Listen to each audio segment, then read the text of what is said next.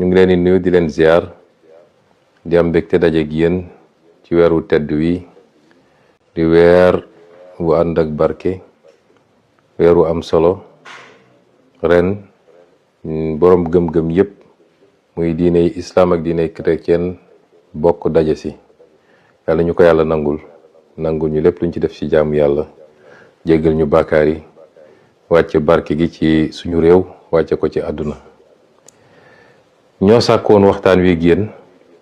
muy concept bu bees di concept boo xam ne bi ñu toogee xoolaat gis ni yitte la ci militants yi yitte la ci sympathisants yi ñuy jokkook ñun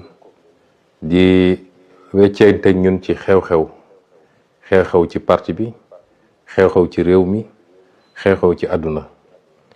moo taxoon bi ñu toogee ba xalaat ma proposé bureau bi ak cellule com ñu andi concept yi nga xam ne ci intervalle régulier dinañu permettre ñu jàkkaarloog yéen waxtaan ak yéen naam tournée nationale yi baax na waaye xam ngeen ni niveau de responsabilité yi ñu am de tout le temps la ñuy mën a def tournée rax ci dool yi nit tournée yi dafa localisé wu ci benn bërëb boo demee li ci ëpp préoccupation bërëb boobu ngay wax ñu gis nag ni léeg-léeg militants yi sympathisants yi ak Sénégalais yi de manière générale fu ne la ñuy jaar pour di essayer jokkook ñun pour mën a xam lan lañu xalaat ak lan mooy suñu gis-gis ak lan mooy suñuy tegtal ci situation yi nga xam ne léeg-léeg luy am la ndax société humaine ak situation ñoo ànd moo taxoon nag ñu xalaat concept bi muy concept bu simple ndax jamono numérique la ñu nekk jamono internet la ñu nekk li nga war a mën a def ci ay weeri weer wala ay at war nga mën nga ko def léeg-léeg ci benn clic ci girigu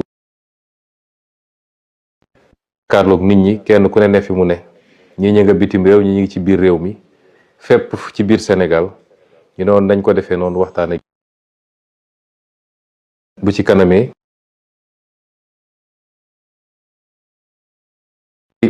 première édition bi wala première numéro bi sàkkoon nañu 14 régions Sénégal yi région bu nekk mu am kenn ku ci laaj ku jàllale benn laaj ak waa diaspora moom ñu ci jël ak yu ni mel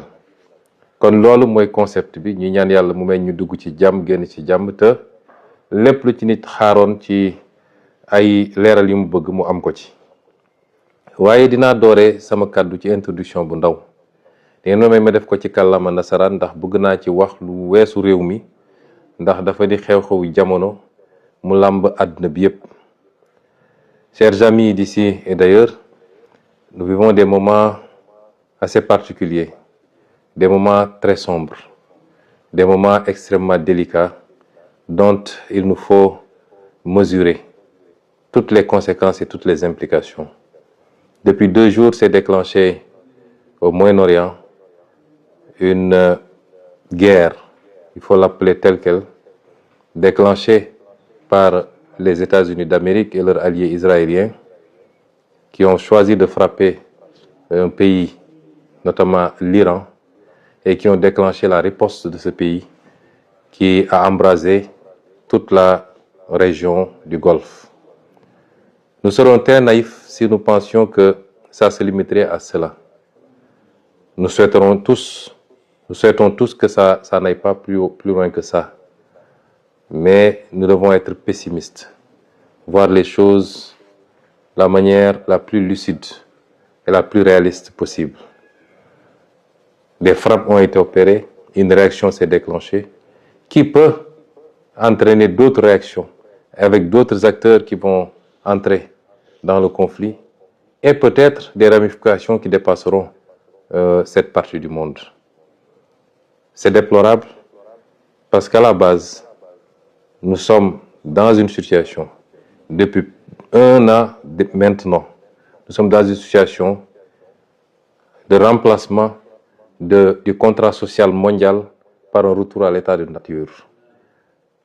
de liquidation du droit international, où un pays peut se donner le droit à tout moment de kidnapper des présidents,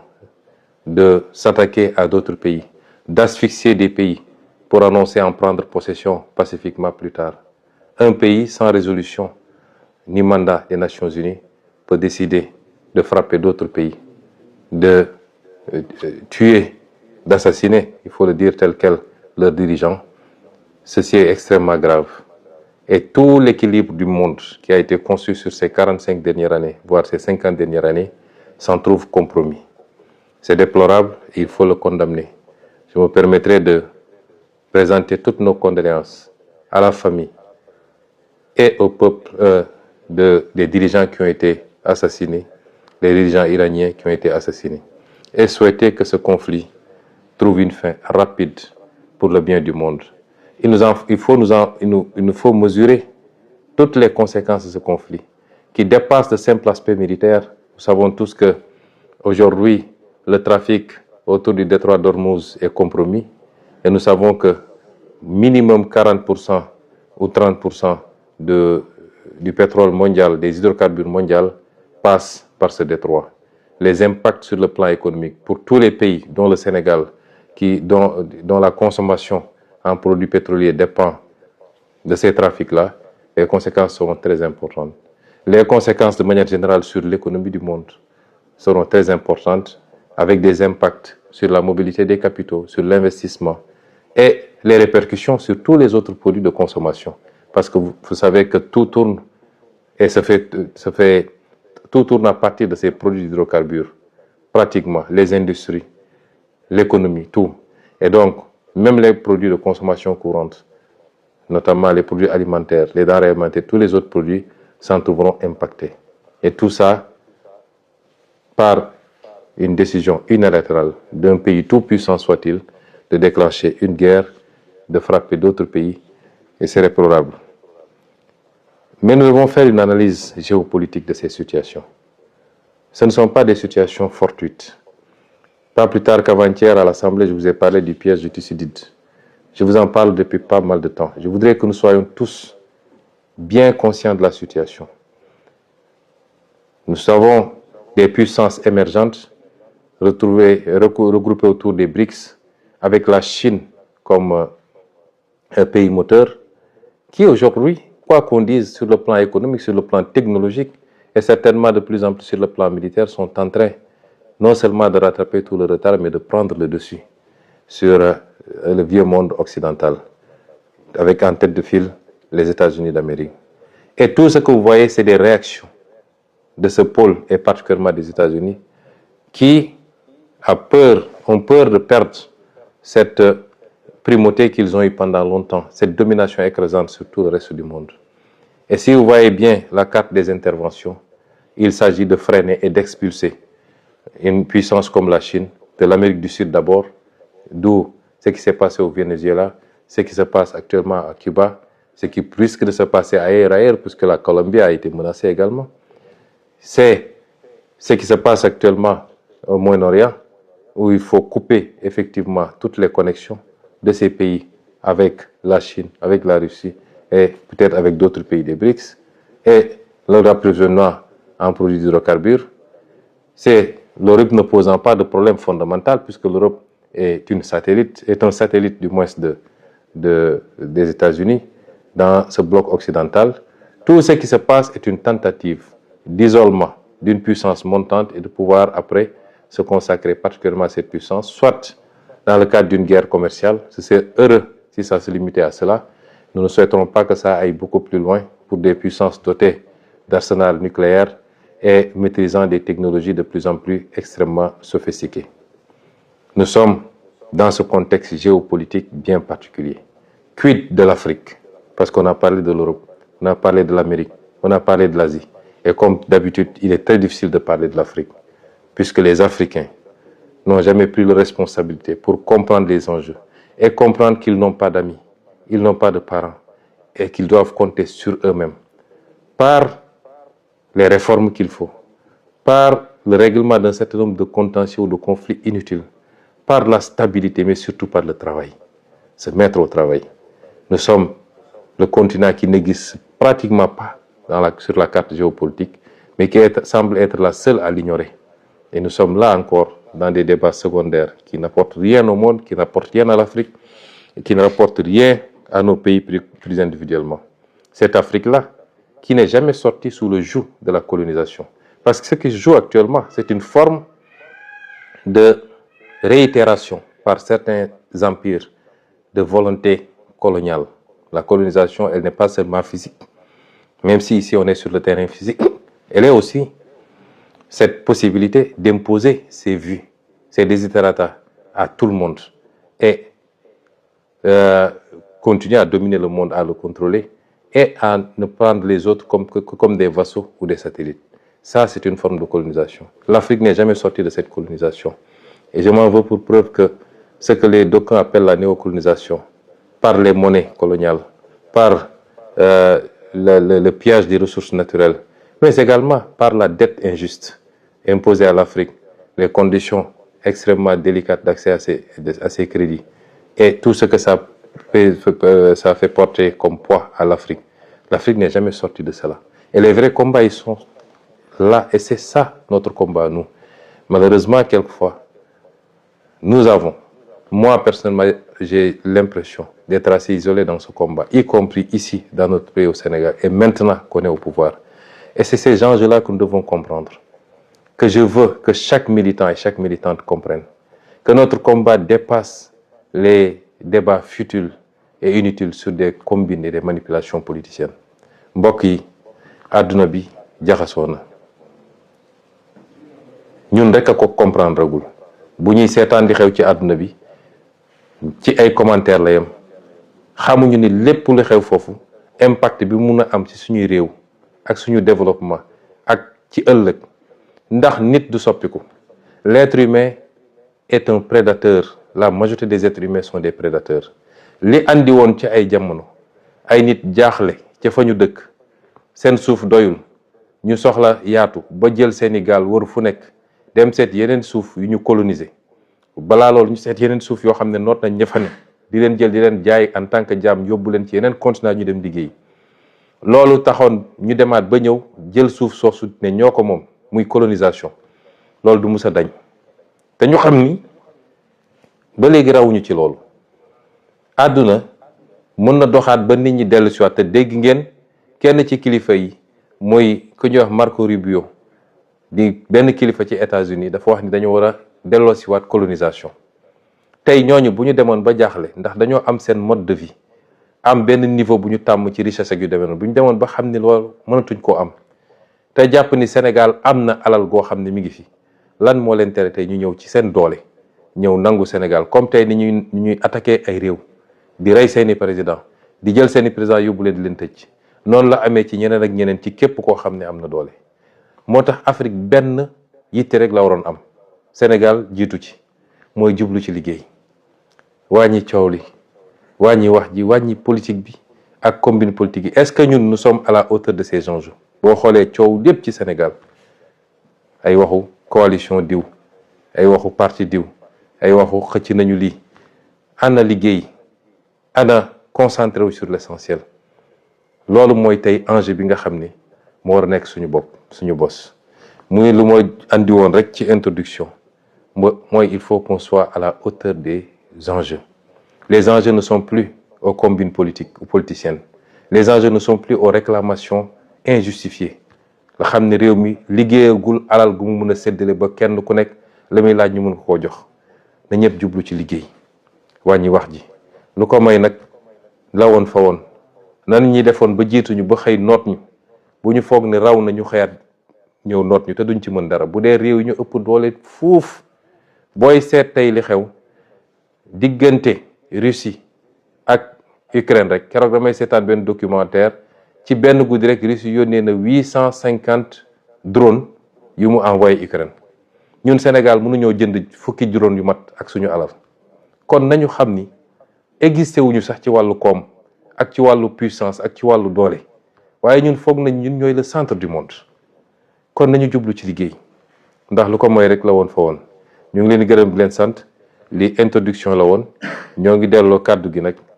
jox ko mbokk yi kenn ku nekk li nga am ci yitte ci laaj ñu tontu ko lépp ñu def ko ci tey ak ci dal ak ci teggin ndax am na solo. asalaamualeykum.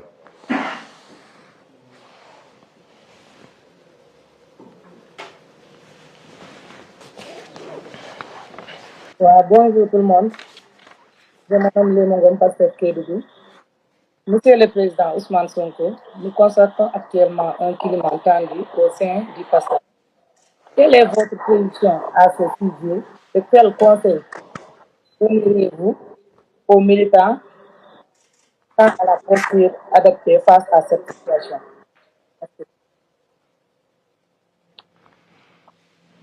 jërëjëf Lému ñu ngi nuyu waa Kédougou yëpp di leen ziar di leen wax ni namm nañ leen nag laaj bi mu laaj am na solo ndax dama ko defe naa moom laa tëjee sama wax léegi nee nañu am na wax ju am ci biir Pastef te wax ji bëri na man jàpp naa ni wax ji bëreetul ndax dafa am lu ma leen waxoon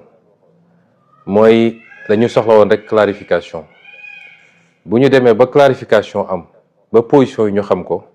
defe naa wax ji bëreetul ndax Pastef parti bu mag a mag la Pastef dafa jaar fam fu mu jaar jàmmarloog lu méttee loo xam ni kenn yaakaaroon ne mun nañ cee mucc ndax li ñu jàmmarlool dootuñu jàmmarloog lu mel noonu ñi fi nekkoon dañoo yoroon nguur yor appareil politique bu mag yor coalition bu mag daal di fexe ba pouvoir bi yépp ñu tënk ko téye ko di leen defloo muy FDS wala leen ci FDS yi muy justice bi muy administration bi muy ñépp nekkoon à leur disposition ñu ànd ceeg dëgër ak soxor goo xam ne defe naa dootuñu ko gis ci àdduna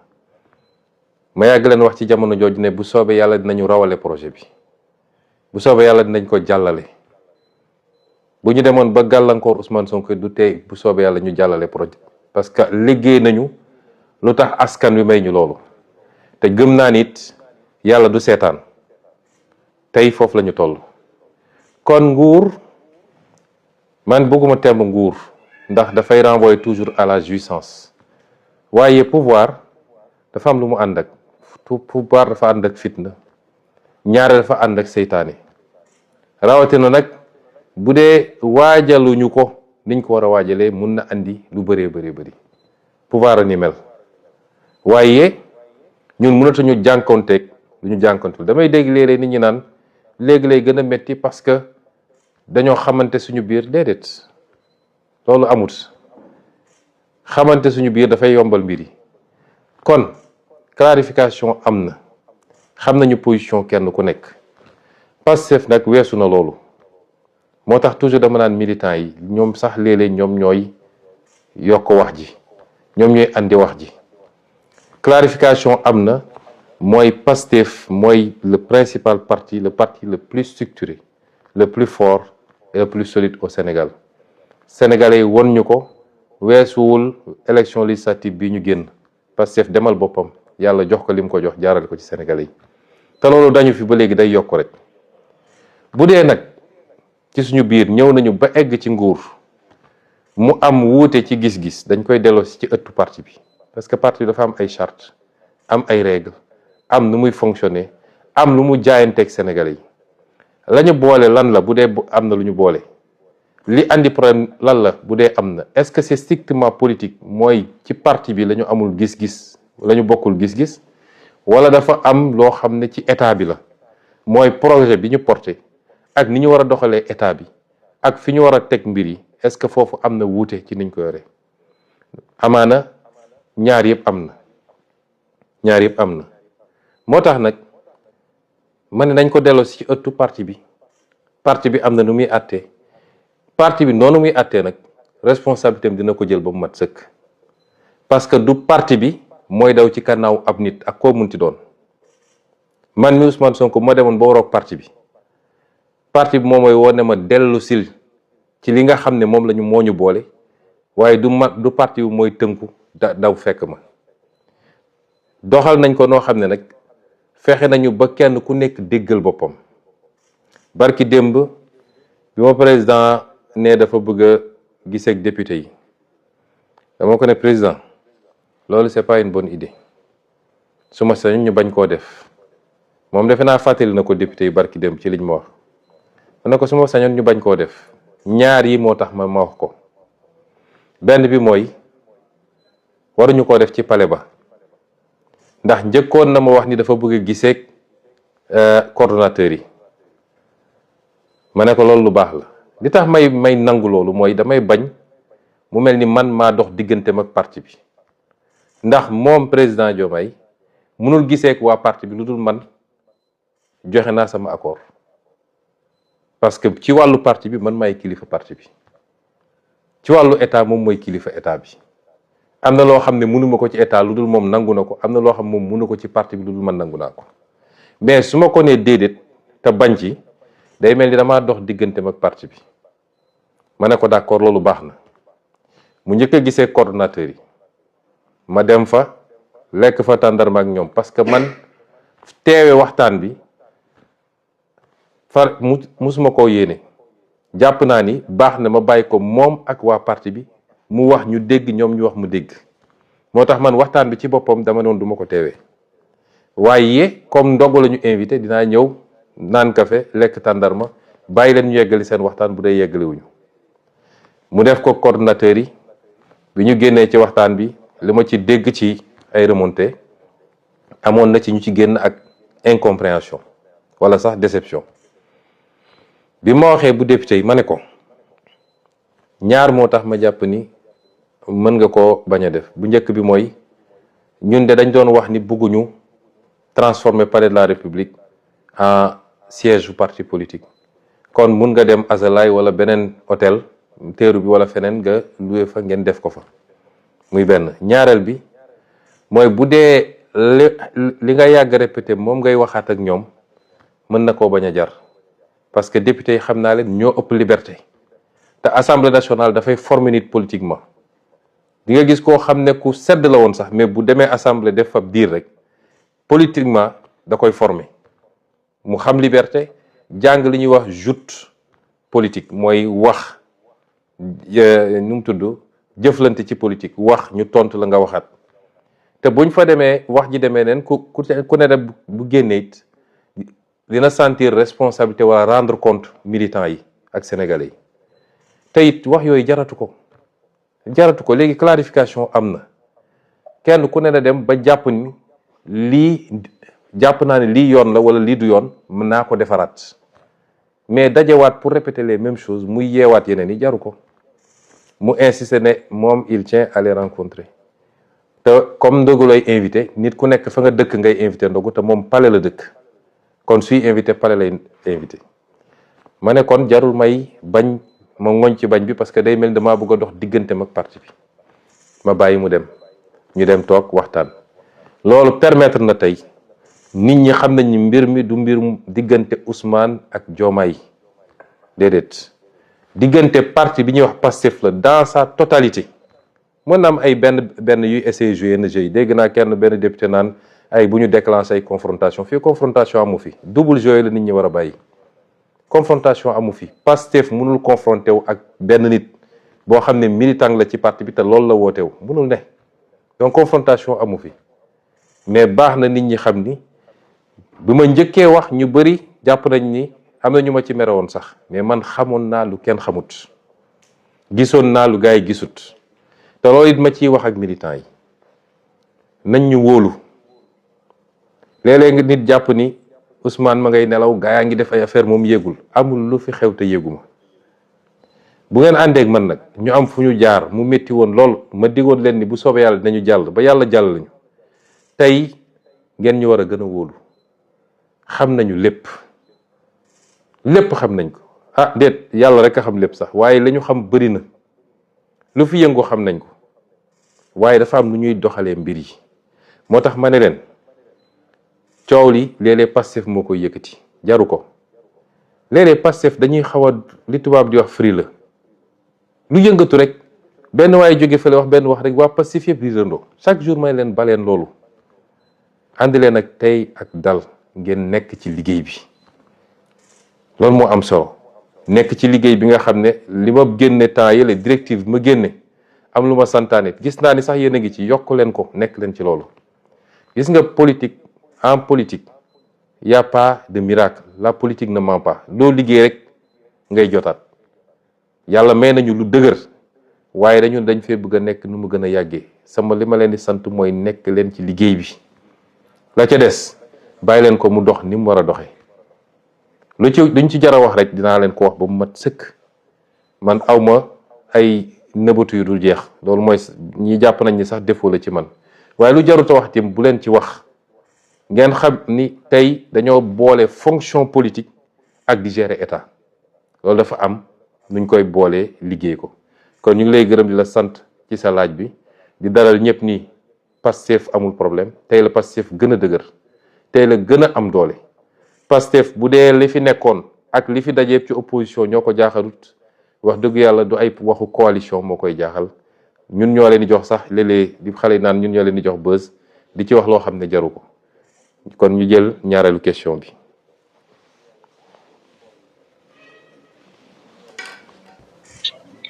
waaw salaamaaleykum waa panel bi président ñu ngi lay nuyu di rafetlu bu baax initiative bi di la waxal ne ñun base bi moom fa ñu nekkoon démb ak tey la ñu boole woon ak yow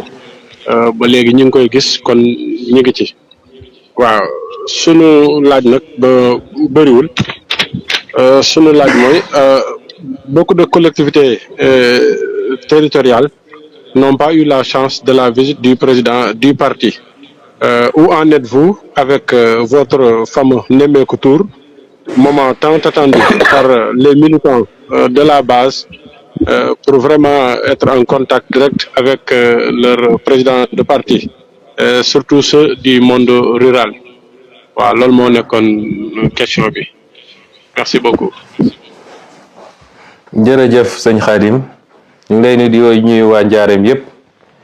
daan wax na mun naa leen Njaareem nag jotoon naa fa ñëw ñëwaat fa xam naa ni dinañ ko organiser daal ci cadre tournée bi waaye balaa may tontu sa laaj bi dinaa compléter ci laaj bu njëkk bi tuuti ndax damay bañ nit ñi jàpp ni Pastef dafa am problème dafa bëggul ànd ak kenn parce que léeg-léeg ñu bëgg ko présenter noonu Pastef bañul ànd ak ay nit Pastef li mu bañ mooy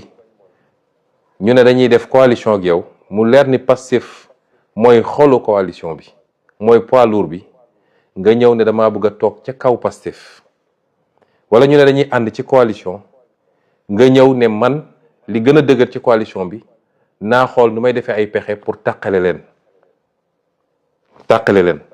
di def ay jeu di essayer boole nit ñi di dem jay gis ñenn ñi gëm loo leen ni yow yaay lii da nga war a xam ni diw nangam ñun loolu la ñuy bañ Pastef waaye Pastef dafa sosoo ci ànd ak ay nit ma fàttali ni Pastef bi mu créé wu 2014 2015 ñu commencé waxtaan ci ay fusion ak ay formation politique ay parti politique ñu yàgg ci parti bi xam nañ li may wax 2017 élection bi ñu dem Pastef 2024 bii la njëkk a dem ci turu Pastef ci élection kii yi ci des yëpp depuis yoonu askan wi 2017 élection législative ñu àndoon ci ak ay parti ñoom RND bu Diallo Diop ñoom Madieye Mbodj et cetera ba fii ñu toll nii Pastef dafa musa ànd ak ay nit te ñu doon àndal ñëpp nag ba léegi ñuy ànd ak ñoom ci kóllëre ñi ñu doon àndal ñëpp ñoom docteur Cheikh Tidiane Dièye ñoom Moustapha Guirassy ñoom Aïda Mbodj ñoom Habib Sy ñoom su ma doon lim dina gudd torop ñu ci bëri ñi nga ànd ak ñoom ñii depuis 2017 2018 2020 22 et cetera ba léegi ñi ngi ànd ci kóllëre ak ci sutura te yéene nañ leen ndax Pastef day joxe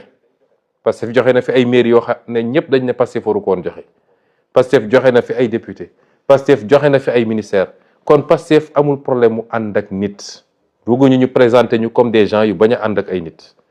waaye dafa am ànd yoo xam ne dañoo xaw a doy waar ñoom dañuy ñëw jàpp ni li gën a duuf ci nag bi ñoom ñoo ko war a jël wala ñu ñëw ne mbir mi dinaa fexe ba tas ko fexe ba tàqale nit ñi tafu nag fi ma war a tafu pour ñu jox ma la ñeneen ñi waroon jël li ñeneen ñi liggéey ay ati at ba sonn ci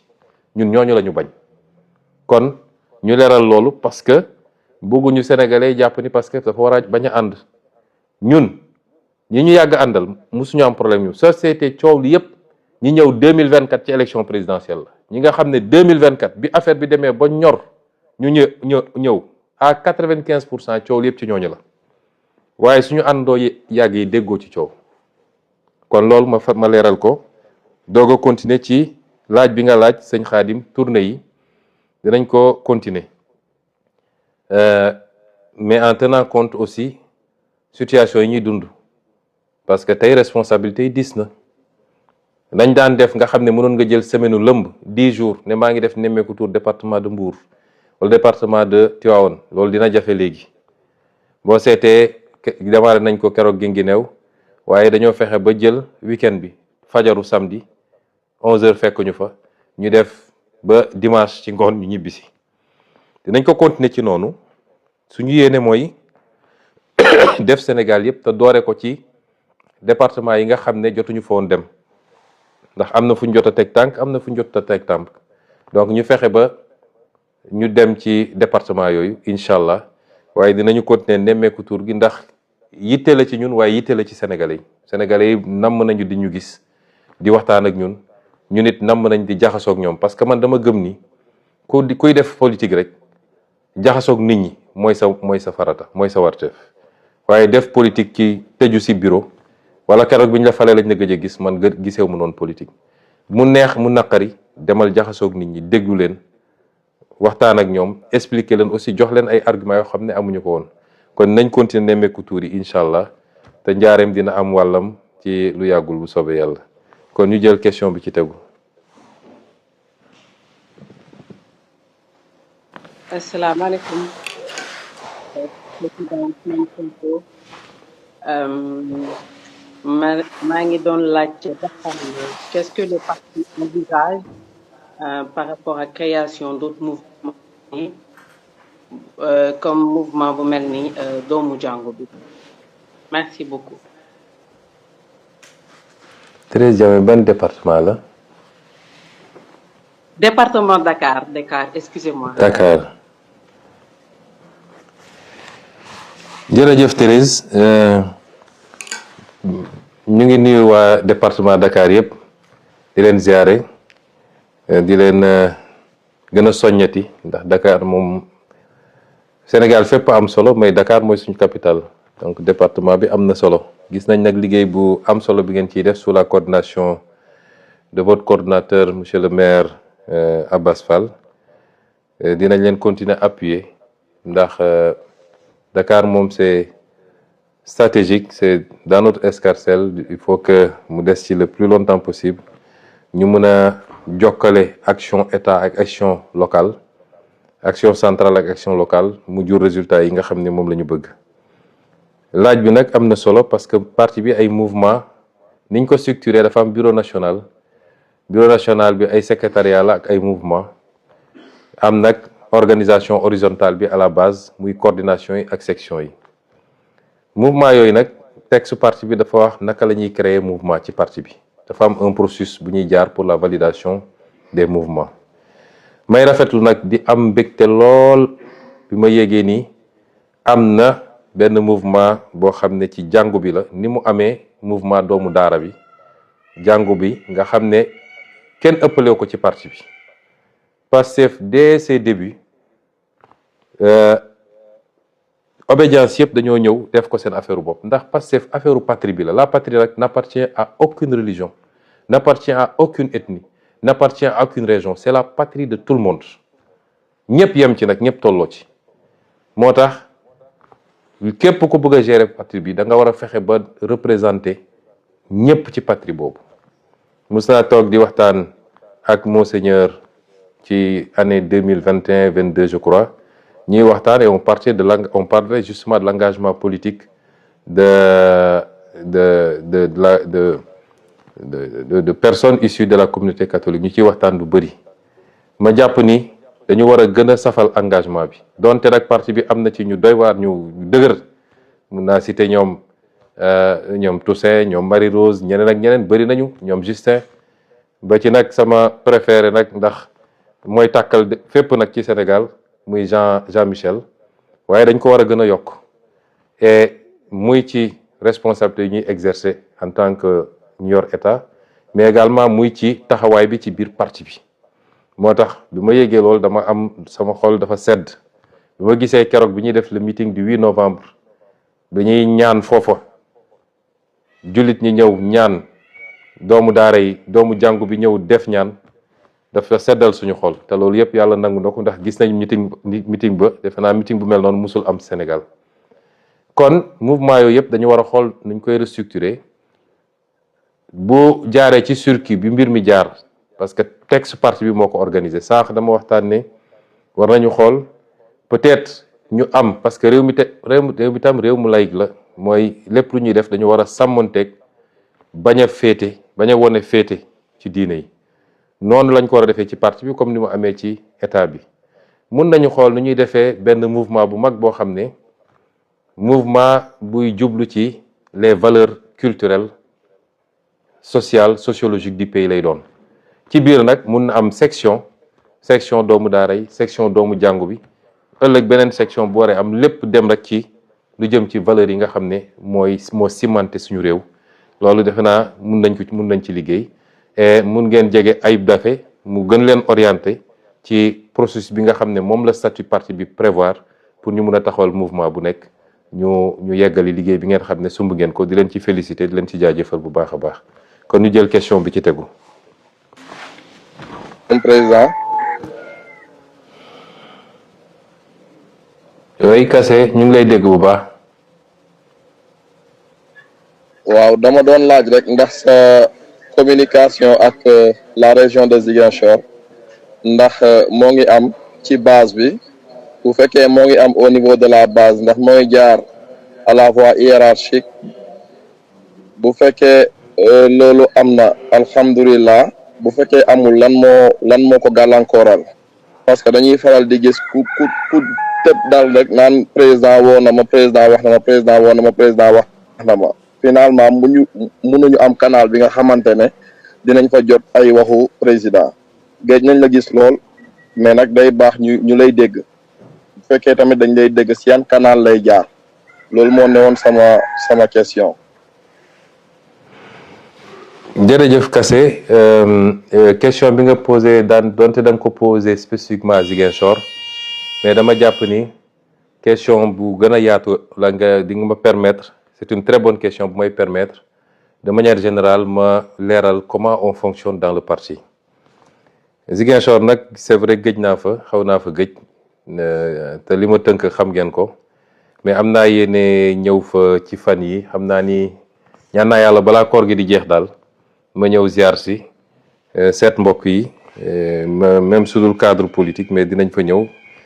te dinañu gën a organiser gën a teew Ziguinchor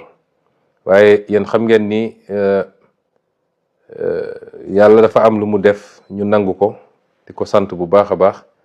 mooy suñu leadership aussi du leadership bu région du leadership département leadership national la ma jiite parti boo xam ne parti national la Matam Kédougou Ziguinchor ak feneen lépp man dama ko tollale yemale ko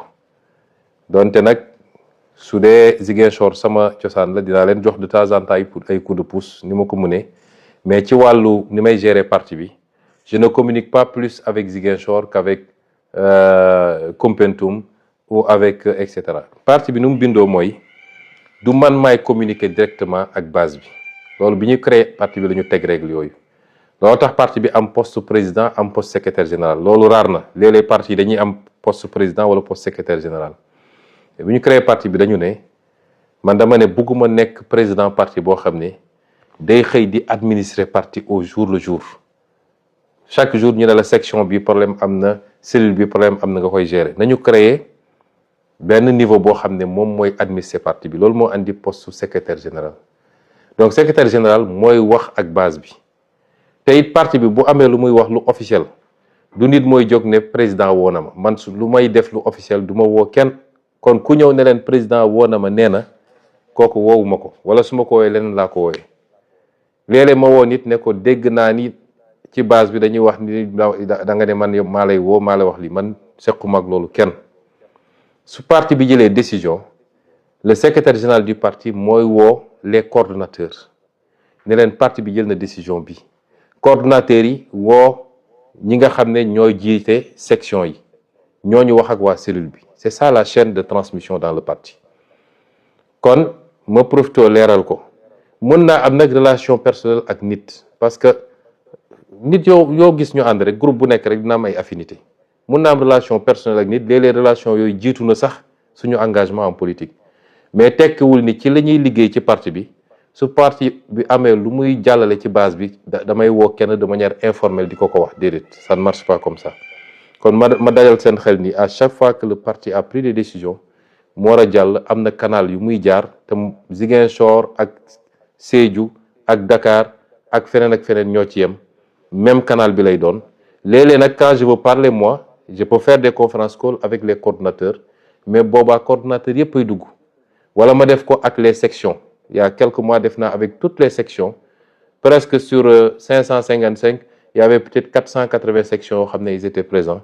ma wax li may wax président section yi dégg ko ñun noonu la ñuy fonctionner kon question bi am na solo parce que ça permet ñu clarifier ba kenn ku ñëw ne man président woo na ma lii la ma wax lu bokkul ak lu jaar ci canal officiel bi ngeen xam ni loolu demeewul noonu merci beaucoup ñu jël question bi ci tegu.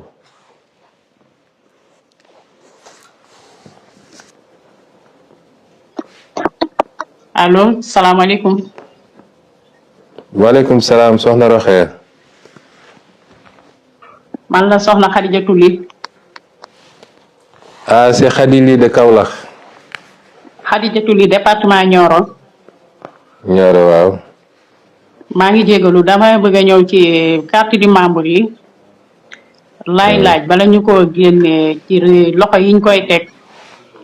est-ce que dinañ xool bu baax ci loxo yiñ koy teg est-ce que taxawuñ beneen position boo xamante ni dañ koy teg ci seen loxo ba pare mu indi ko ci foofu. beneen côté bi damay laaj bés bu élection locale yi jotee tànn bi monsieur président Ousmane Sonko ndax yow yaa ñuy tànnal wa illaa ku nekk da ngay tànn sa commune ñaar yooyu laa doon laaj maa ngi jégalu bu baax di la ziar. jërëjëf soxna Khadijatou yéen nag waa Kaolack da ngeen def affaire kii tuuti ndax dañu ne woon kenn ku nekk benn question rek te yow jàllale nga ñaar loolu moom dinañ ko noter ci Saloum alors laaj yi nga laaj am na solo d'abord ci carte de membre yi gannaaw bu ñu nuyoo waa Kaolack yépp région Kaolack bi yépp di leen ziar di leen gën a jaajëfal ci taxawaay bi ci yitte bi laaj yi nga laaj am na solo carte de membre yi annoncé woon nañu temps yi leen dañ ko commencé te xam naa ni ci fan yu néew rek dinañu def lancement officiel placement carte de membre yi fi mu ne nii tembe defe naa ci bésu tey wala démb jot nañu les premières cartes de membre les 400 000 premières cartes de membre waxoon nañ leen ni 1 million la ñuy frappé jot nañu les 400 000 muy carte yoo xam ne nag man duma technicien ci yooyu ci affaire biométrie waaye carte yi nu mu bindoo ñun dañoo suñuy teewoo mooyoon fexe ba sécuriser carte de membre yi jóge ci tam am une base fiable boo xam ne du lu ñu mën a falsifier waaye mënuñoo am militant boo xam ne du militant fictif la aussi militant yëpp day doon militant yu réel la bu li may wax ni bu dee 2 militants nga am sax tam mu am militant bu réel moo gën nga ñëw ñu jox la base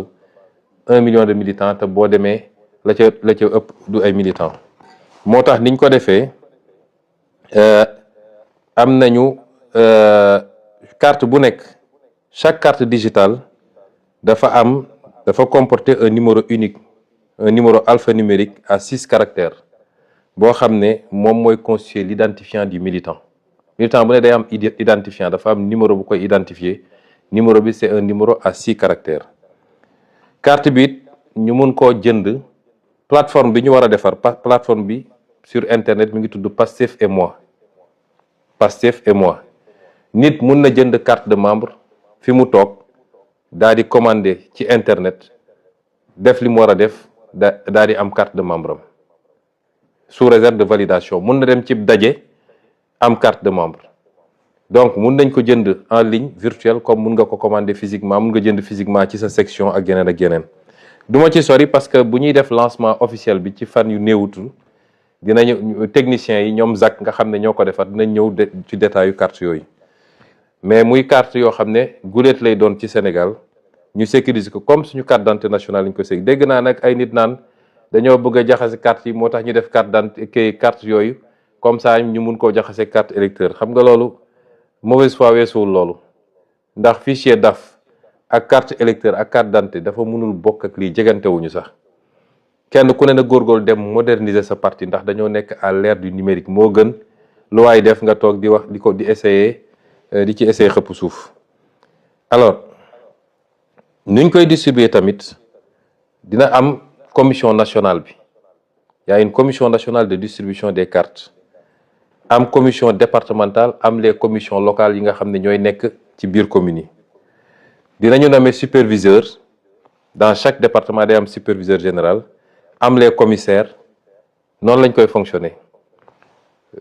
bu soobee yàlla suba convoqué naa bureau politique boo xam ne bu ñu liggéey ba ngoon dañuy ndogoondoo defaale réunion bureau politique parce que xam ngeen ni texte parti bi dafa ne bureau politique bi mooy fixer un certain nombre de choses ñaata la ñuy jaayee carte membre bi bureau politique bi moo koy fixer durée de validité bi est-ce que benn at lay doon wala ñaari at wala juróomi at loolu bureau politique bi moo koy fixer loolu la statut yi wax ak règlement intérieur bi ak clé de répartition yi selon les départements ak les régions astafurlah clé de répartition bi nga xam ne bu ñu jëlee carte de membre bi ne masalan 1000 lay jar ñaata mooy dem ci section bi ak ñaata mooy dem au niveau national loolu tam kii moo koy fixé bureau politique bi moo tax ma convoqué suba réunion bureau politique bi bu ñu paree loolu suba ci ngoon bu ñu paree parce que waxoon nañu ba jàpp li ñu war a fixé prix carte de membre bi fii ci Sénégal mu desoon suñu mbokk diaspora bi ma ne woon secrétaire général mu consulter leen ñoom joxe nañu ne ñoom mën nañu jënd carte bi nangam lu ëpp foofu liñ koy jëndee Sénégal ñu leen ciy remercier bu baax bu loolu weesoo nag suba bu ñu defee réunion ba valider loolu yëpp dinaa signer circulaire bi nga xam ne dinañ ko génne yéen ñëpp ngeen jot ci circulaire boobu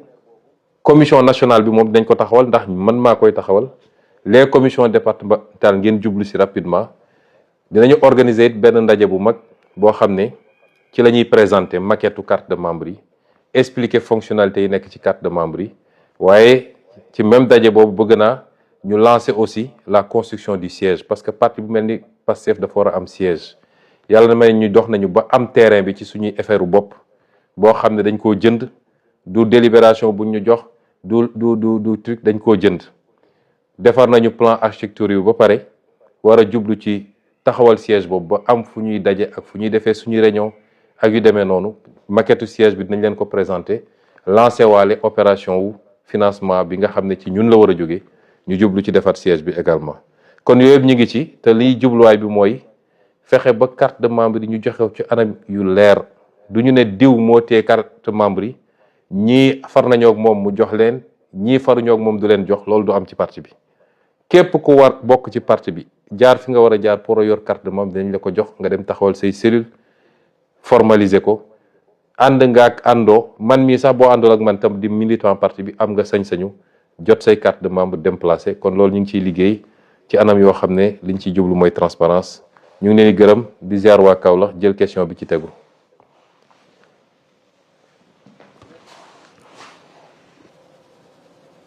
asalaamaaleykum.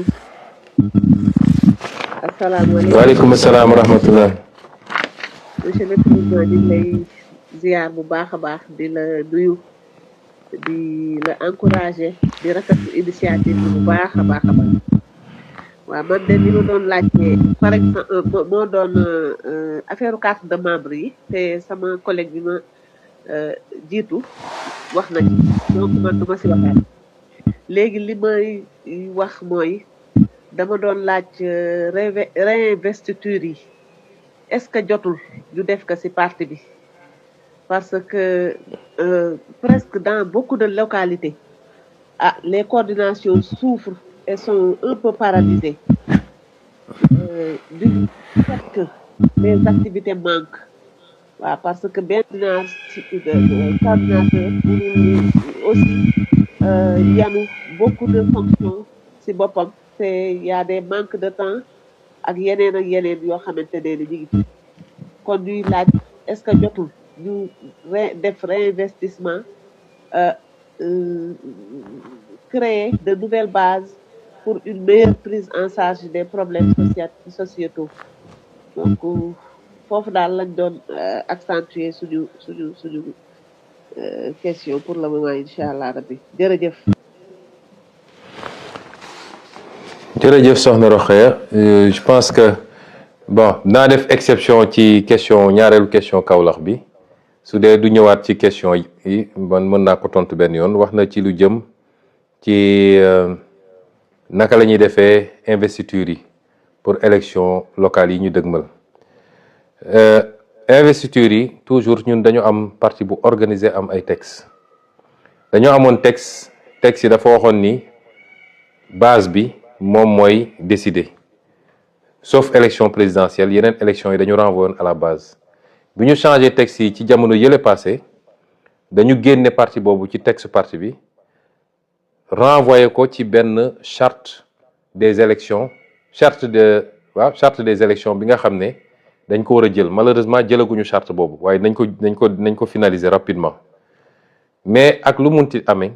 ak lu munti demee démocratie boobu ñu defoon te mu jig ñu mooy bu élection jotee surtout élection locale ña dëkk ci gox ñoo gën a xam gox ka ñoo gën a xamante seen biir man mënuma toog fii ma nekk Ndakaaru naan damay forcer tànnal waa Ngaye Mékhé wala waa Thilmakha ne leen yéen diw mooy doon seen candidat loolu mënuma ko moo tax ñu ne dañ koy delloo ci base ba di ñaan nag base bi ñu jiital intérêt général nit ñi xamante nañu la ñu bëgg ci ñoom mooy ñu ut consensus parce que coowal candidature dafa bëri lu mu mun a yàq ci parti bi li ko tax a jóg du xëccoo ay poste li ko tax a jóg mooy réew mi baax te gëm naa ni yàgg nañu wone exemple bu doon mooy ci candidature rek tey duñu am candidat bu dem présidentiel kon nit ñi bu ñu dajee nañu waxtaan entre ñoom mu am ñu war a mën a bàyyi dara ngeen ut consensus autant que possible loolu de moo ñuy gënal ñun ñu toog ñu ne commune yépp waxtaan nañu déggoo nañu ni diw mooy seen candidat tekkiwul ni keneen ko bëggoon nekk candidat te tànnuñu ko mënul nekk leneen lu ko gën ëllëg damay jafal di joxe benn misaal élection 2022 élection locale yi am na ñoo xam ne tànnuñu leen woon parce que dañ ne nañu ut consensus bu ñu amul consensus ñu dem élection waaye bu ñu demee élection bi leer nañ ñu ne diw moo gagné wasalaam mais bu ñu demee élection contestation am ñu ne élection bi jaarul yoon boobu lay ñëw au niveau national pour ñun ñu arbitrer mu am ñoo xam ne bi ñu arbitrer yàlla dafa def kontaanuñu woon dara mu yóbbee leen sax ci yenn manifestation ni ñu manifester seen ñàkk kontaante waaye tey ñooñu tey ñi ngi yor ay ndomb tànk yu kawe am na ñoo xam ne sax ñi ngay toog ci conseil des ministres tey ministre lañu wala secrétaire d'état lañu wala leneen nañu moo tax mbir mi nañ ciy jiital toujours yàlla bëgg nga jaadu na politique ak ambition ñoo ànd damaa bëgg a nekk maire bi damaa bëgg a nekk président conseil départemental damaa bëgg a nekk député bi damaa bëgg a nekk président bi waaye nañu xam ni yàlla rek mooy dogal in fine li nga war a def ko waaye bu mu la yóbbee mukk ci lu ñaaw ndax parti bi weesu na loolu kon liñ leen wax mooy njëkk leen ut consensus waxtaan leen mu am ñu war a ëppale seen bopp dara bu ngeen amul consensus élection am bu ñu defee élection kii moo gagné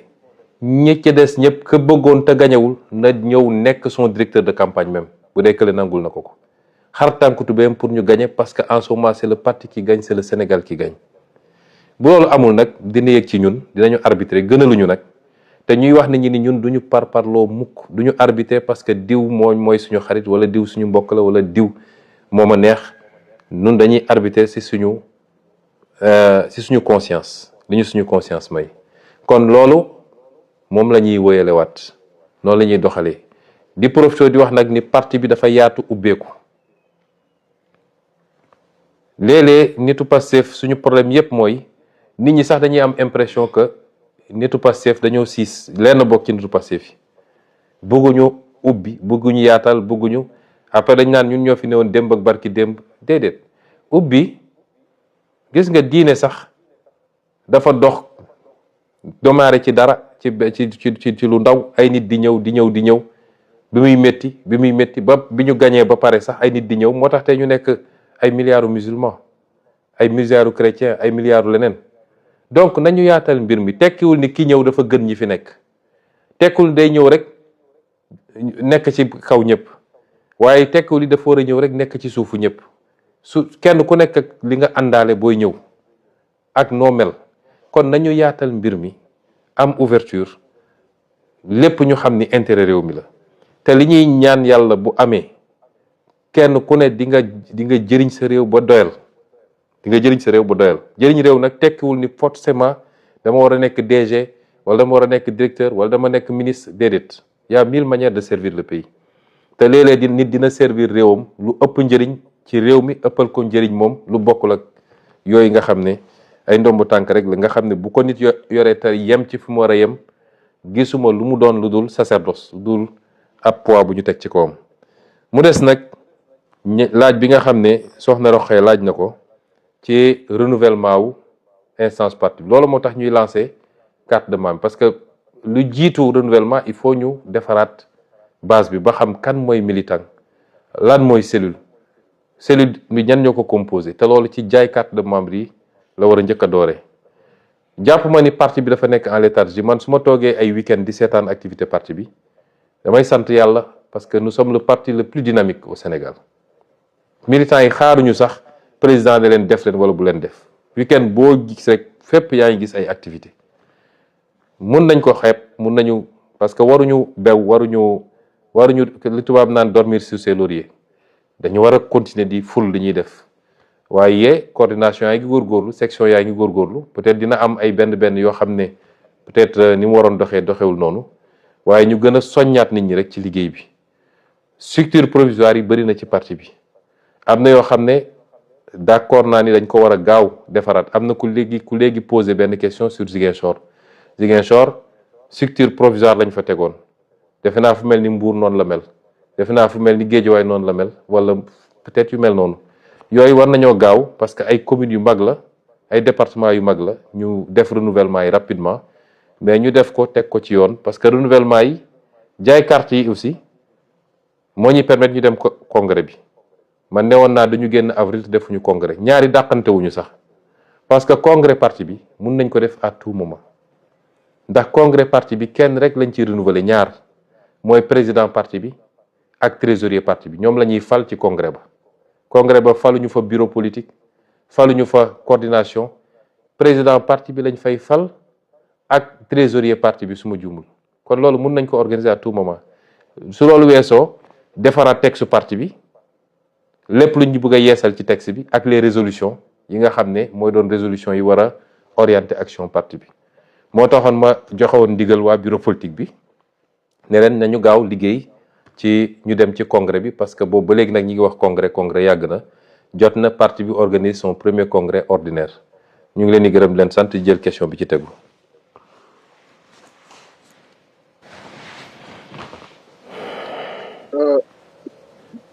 salaamaaleykum maa ngi nuyu militants ak sympathisants di nuyu le président Ousmane Sonko Bokar Thiam la Pastef Matam donc vraiment di rafetlu li nga xam ne opportunité bi nga xam ne le président Ousmane Sonko jox nañu ko ngir ñu mën a laaj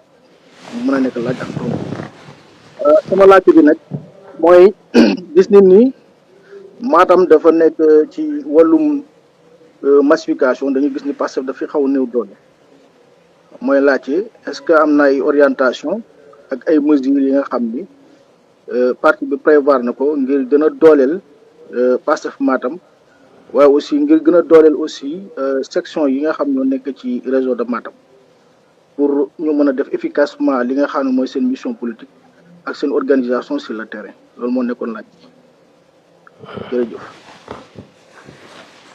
jërëjëf Alaaji Bokar ñu ngi lay nuyu di ziar waa Matam yëpp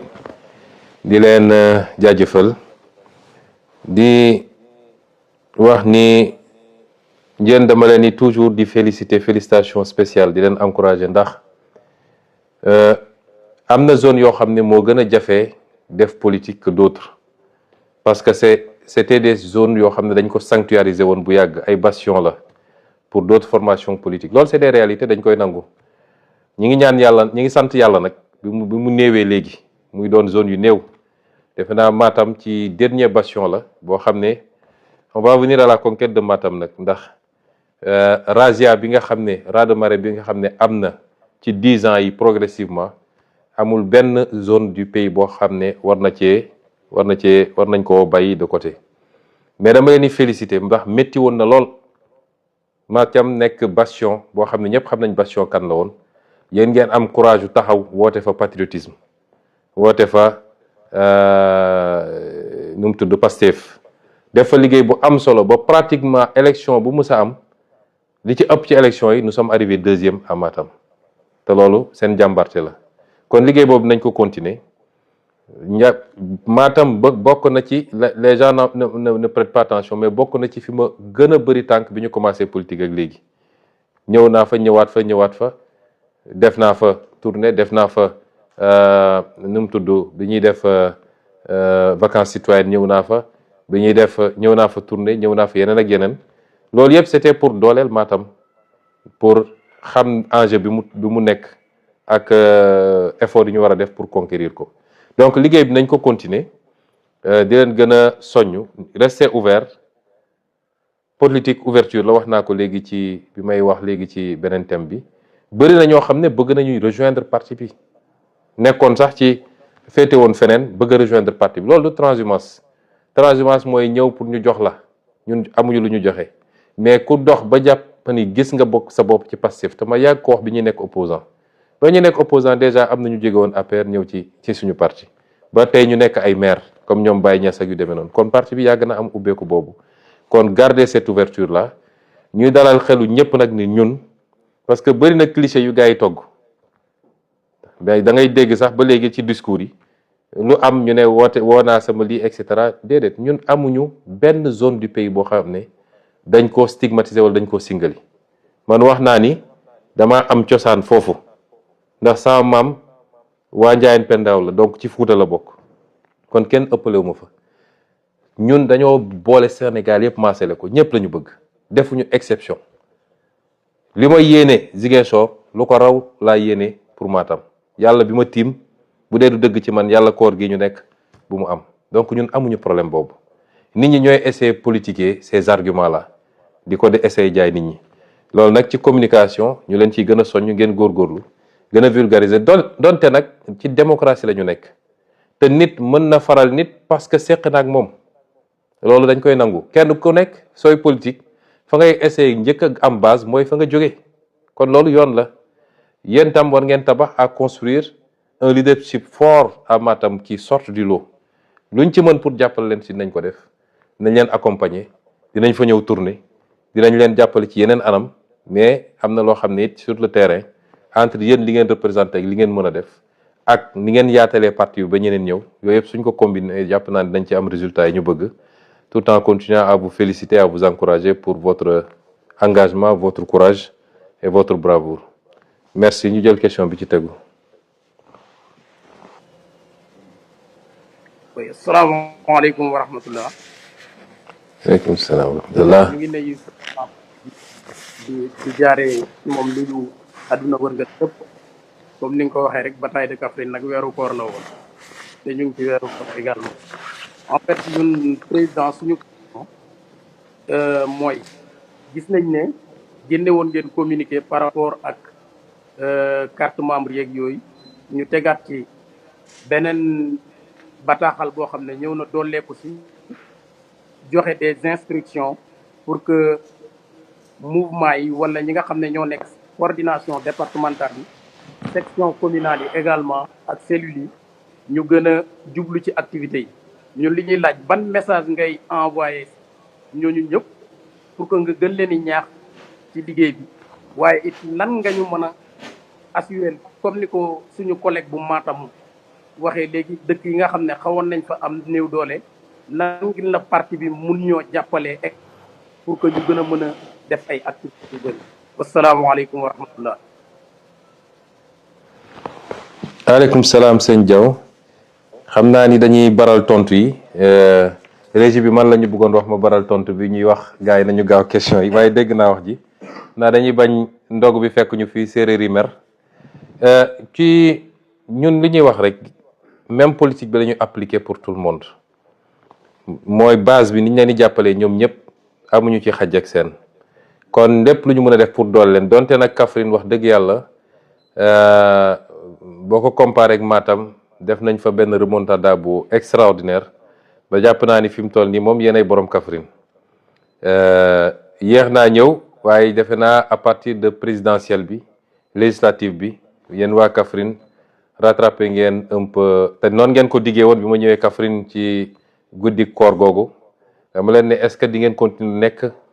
à la traîne par rapport ak ce fortement mouvement bi am ngeen xale yëpp jëloon engagement ni kenn du dem bàyyi fay Kaffrine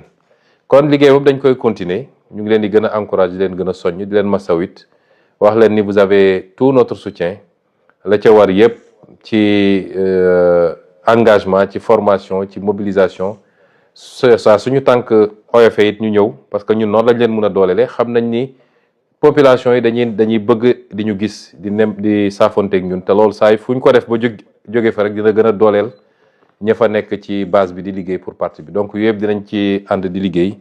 pour gën leen jàppale ci liggéey bi à la base kon la ca des nag mooy militants yi nañu jublu ci liggéey bi les enjeux sont énormes sama introduction dama wax ci enjeux yi débat politique bi c'est mineur par rapport ak enjeux yi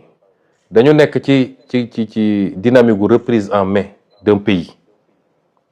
wax ju bëri yëpp loolu la c'est-à-dire réew mu ñu doxalee ci benn anam bi pendant 60 ans nga ñëw ne dama koo bëgg a jubbanti foo jaar rek coow li bëri parce que ñi mu neexoon ci ñoom ci loo xam ne àndul ak intérêt réew mi foo jaar ñu essayer résister ci seen mënin ci désinformation ci seeni média ci seeni pexe ci wër fu nekk wax essayer lu yëngatu ñu laxasu ci catégorie socio-professionnelle bu ne am naa lu ma naqari ñëw laxasu si parce que seen intérêt mooy déstabilisation am instabilité totale du ñu mën a gouverner gi demee noonu loolu nag ñun jaaxaluñu moo tax yéen ñi nga xam ne nag yéen a ngànk affaire bi yéen ay ndeyu mbili gi le militant yéen la ñu bëgg ngeen bañ a topp divertissement boobu ku jóg rek posté benn affaire diw nii diw na le militants yi nekk ci suba ngoon di commenter non te loolu peut-être problème formation am na ci mais loolu dinañ ci ñëwaat ci yeneen anam kon li may digal militants yi mooy rester focus sur ce qu'on est en train de faire dans le gouvernement gën koo vulgariser rester focus sur directive yi ñu joxe dans le parti nekk ci base bi di liggéey au moment où tous les autres sont à Dakar en train de dormir parce que gisu leen kenn ci base bi ñiy góorgóorlu sax naan dañuy dem defi tournée bu ñu demee kenn du yëg ni tournée am na ndax kenn génnul te gàttanu leen kon ñi am potentiel boobu nekk leen ci loolu te bañ a topp divertissement yi ak distraction yi kon ñu jël question bi ci tegu.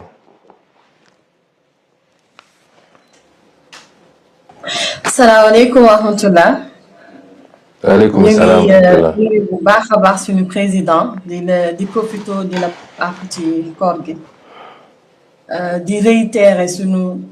tout notre engagement et notre détermination di renouveler suñu confiance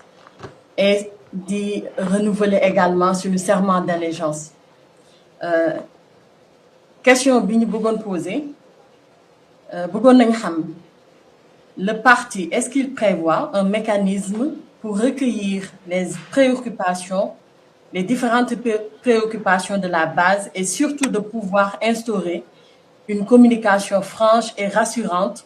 entre les responsables et les militants afin d'avoir un impact positif sur les sympathisants mais aussi sur le peuple sénégalais. di wax nag président amal nga bor boo xamante ne waa Thiès donc lépp loo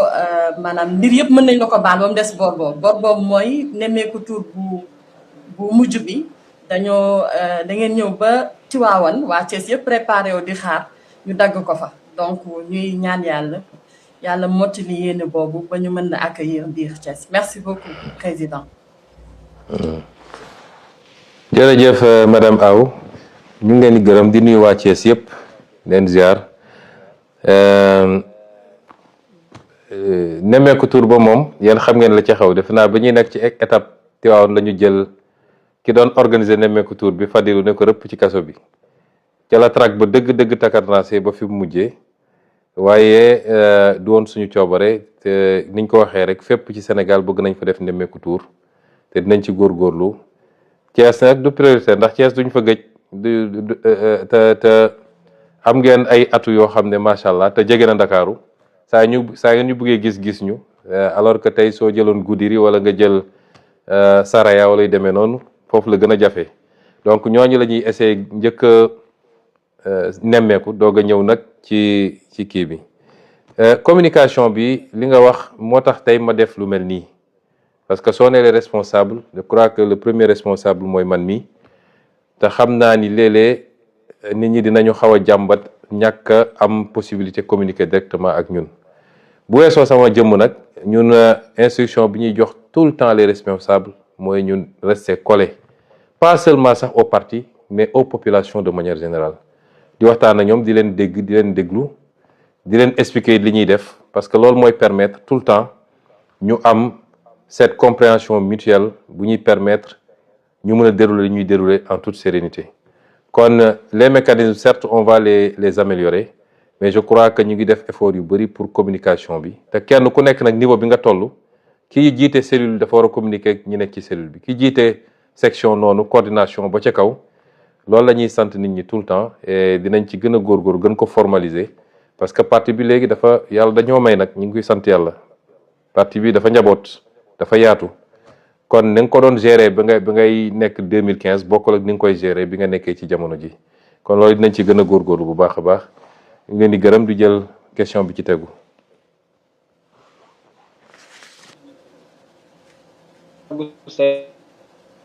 dans le département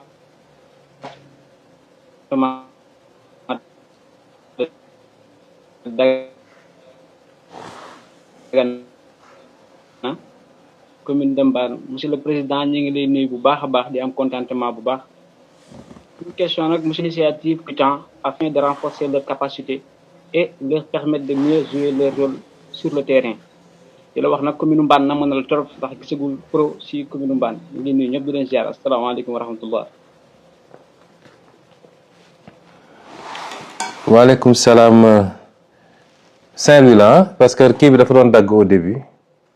c'est Saint-Louis waaw ñu ngi leen di gërëm bu baax di nuyu waa Mbane di nuyu waa Ndar di leen wax ni namm nañ leen trop Ndar moom ñëpp xam nañ li ma booleeg moom ak fi mu toll ci man su ma sañoon semaine bu nekk ma ñëw seet si leen yaaye ci laaj bi nga laaj bu am solo la man dama jàpp ni bokk na ci problème yi ñu am ci parti bi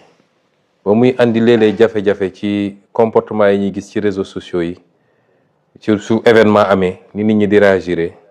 loolu yëpp manque de formation moo ko andi dama yàgg wax nag ni Pastef parti la boo xam ne dañ ko mayul fu mu jàngee raam fu mu jàngee taxaw fu mu jàngee dox Pastef dafa judd rek ñu song ko daanaka 2014 dañ ko créé 2016 dañ ma dàq impôt la ca des xam ngeen ba fi mu mujjee moo tax yàlla def nag ci diggante bi njaboot gi ñëw ñëpp ñu bëri gis seen bopp ci discours Pastef muy fii muy bitim réew te li ëpp ci ñi ñëw musuñu woon a def politique xamuñoon politique comme sama genre gi rek man mi musuma woon def politique ba 2014 kon loolu booba booleelu yëpp day andi léeg-léeg ñu gis ni militants yi jàmbaar lañu am nañu engagement am nañu détermination trop mais léeg-léeg sax ñu juum ci loo xam ne ñàkk formation moo ko andi te dañoo remarqué ni dafa am écart bu rëy entre ñun ñii féete kaw rawatina man mii di jiite parti bi ak base bi loolu nag suñ ko gaawul corriger rek mën na yàq lu bëri moo tax ñu joxe ndigal moom Moustapha Sarré mi yor formation bi ak équipe am yëpp dinañu réformer temps yu bëri renforcer parce que jamono ji ak le virtuel tey maa ngi nii toog ak yéen di waxtaan kon formation mun nañ ko def tous les jours après les heures de travail mun nañ ko def tous les week-ends région yëpp dugg département yëpp dugg commune yi dugg formateur bi nekk fii Ndakaaru di def ay kiyam nit ñi di poser seen question ñu gën a partager vision parti bi man léeg-léeg damay jékki-jékki ma ne li ëpp ci Pastef est-ce que xam nañu lan la ñu yëkkati est-ce que xam nañ lan la Pastef doon xeex est-ce que xam nañ fi ñu bëgg a jëm parce que buñ ko xamoon yenn déwaay duñ ci tardé est-ce que xam nañu aussi c'est quoi gérer un état ma joxe misaal bu ndaw temps yële am na yëngu bu am ñun ñëpp ñu koy raj ña koy ñaawlu gënul mais léeg-léeg boo gisee émotion bi yenn waa Pastef yi gaaw a réagir lii yenn saa yi émotion la yenn saa yi da ngay am l'impression que bu dara amee ñenn ñi dañuy bëgg a gaaw setal seen bopp ne man bokkuma ci ñoom la mais gérer un état c'est faire face à des responsabilités et on va en faire face lu bëree bëri parce que réew kenn du ko changer munoo defal omelette te tojoo ay nen munul ne sénégalais yi ñu ci bëri bëgg nañu changement mun naa ne sax ñëpp bëgg nañu changement mais bëri na ci ñoo xam ne pareeguñu pour changement bi changement tant que mi ngi concerné ñeneen dañ lay tàccu ne la bravo mais boo egsee si ñoom rek ñu ne la déet du fi amee loolu mooy Sénégal nit ñi bëgg nañu changement xam nañ li fi ne du yoon xam nañ ni yoon bi ñu jaaroon ba egsi fii baaxul bu baaxoon tey ñu mel ni Maroc au minimum suñu melul ni France mais li ñu war a def pour changement boobu am ñi pare pour loolu bëriwut tant que changement bi mi ngi concerné catégorie X forum ñu ne la bravo li ngeen def fii déguerpissement bi baax na yoon yi leer na mais boo wëlbatikoo ne léegi lii jaaduwut il faut ñu laal ko kaw ko doon la félicité démb mooy ñëw attaqué la déedéet changement munoo ko def naxante dina am pédagogie dina am parce que loolu mooy jiitu lépp waxtaan ak nit ñi essayer leen jël par conviction essayer leen convaincre mais leader bu jël décision jotee da nga koy jël bu la leer ni lii moo baax ci réew mi mu leer la lii moo baax ci réew mi te loolu moo tax ñu fal la jox la tous les moyens bu jotee da nga koy def mais léeg-léeg nga poser acte rek boo mooy les militants yi sax ñoo njëkk a jóg ku nekk te xamuñu le fond de l'affaire xamuñu ko maîtriser wuñu ko loolu yëpp ñàkk formation la moo tax faw ñu jublu ci formation bi mun nañ ko def lu bëri en ligne am na yoo xam dina laaj déplacement ñu def ko mais il faut ñu gaaw ci formation bi kuréel tam bu ñu àndee damay wax toujours ni nit ñi dañoo war a xam ni étape 2021 2023 weesu na loolu du woon Pastef dafa ñëw ci xam-xam di wax xam-xam man mi ko jiite bind naa 3 livres balaa 2021 3 livres wax sama gis-gis ci réew mi vision wax sama li xew ci pétrole beeg gaz bi te loolu yëpp mi ngi feeñ wax li ma gis ci décentralisation ak nag lañ ko war a doxalee saa yu ma taxawaan assemblée wax ji mën na dëgër waaye xam-xam rek laa fa daan wax joxe ay chiffres joxe ay faits ba keroog ñu xam ni ñii buñ leen teewul du sotti ñu pexeel ñu ca la Pastef doogu dugg ci xeex waaye jóg di xeex du loolu du ADN Pastef nekk ci réseau yi di xuloo di daggasante ak yooyu loolu du ADN Pastef donte nag buñ la attaqué man la ma leen yàgg a wax bu leen tooñ bu leen attaqué bu leen saaga waaye ku leen attaqué am ngeen sañ-sañu riposter chaque jour ma répété ko mais bu ñu perte beaucoup de temps ci loolu laaj nañu ba ñu jox ñu léegi nañu jublu ci liggéey bi ngeen accompagner la communication du gouvernement mbir bu amee nu mu ñagas xaar leen ba am la version officielle parce que rek nit boo àndeek moom xam ki mu doon xam nga ni war du nit buy tooñ xam nga du nit boo xam ne am aussi day jël doole di ko jaay nit ñi kon bu dara amee xaaral ba xam li xew yooyu yëpp nag ci formation ak les politiques publiques qu'on est en train de développer la gestion de l'État les ruptures que nous sommes en train d'impulser yooyu yëpp il faut ñu former ci militant bi su ma nee militant nag militant yëpp chauffeur taxi beeg mareyeur beeg maçon beeg docteur en droit bi ñoo ci yem il faut que ñu liggéey ci formation boobu te laaj na aussi participation massive de la base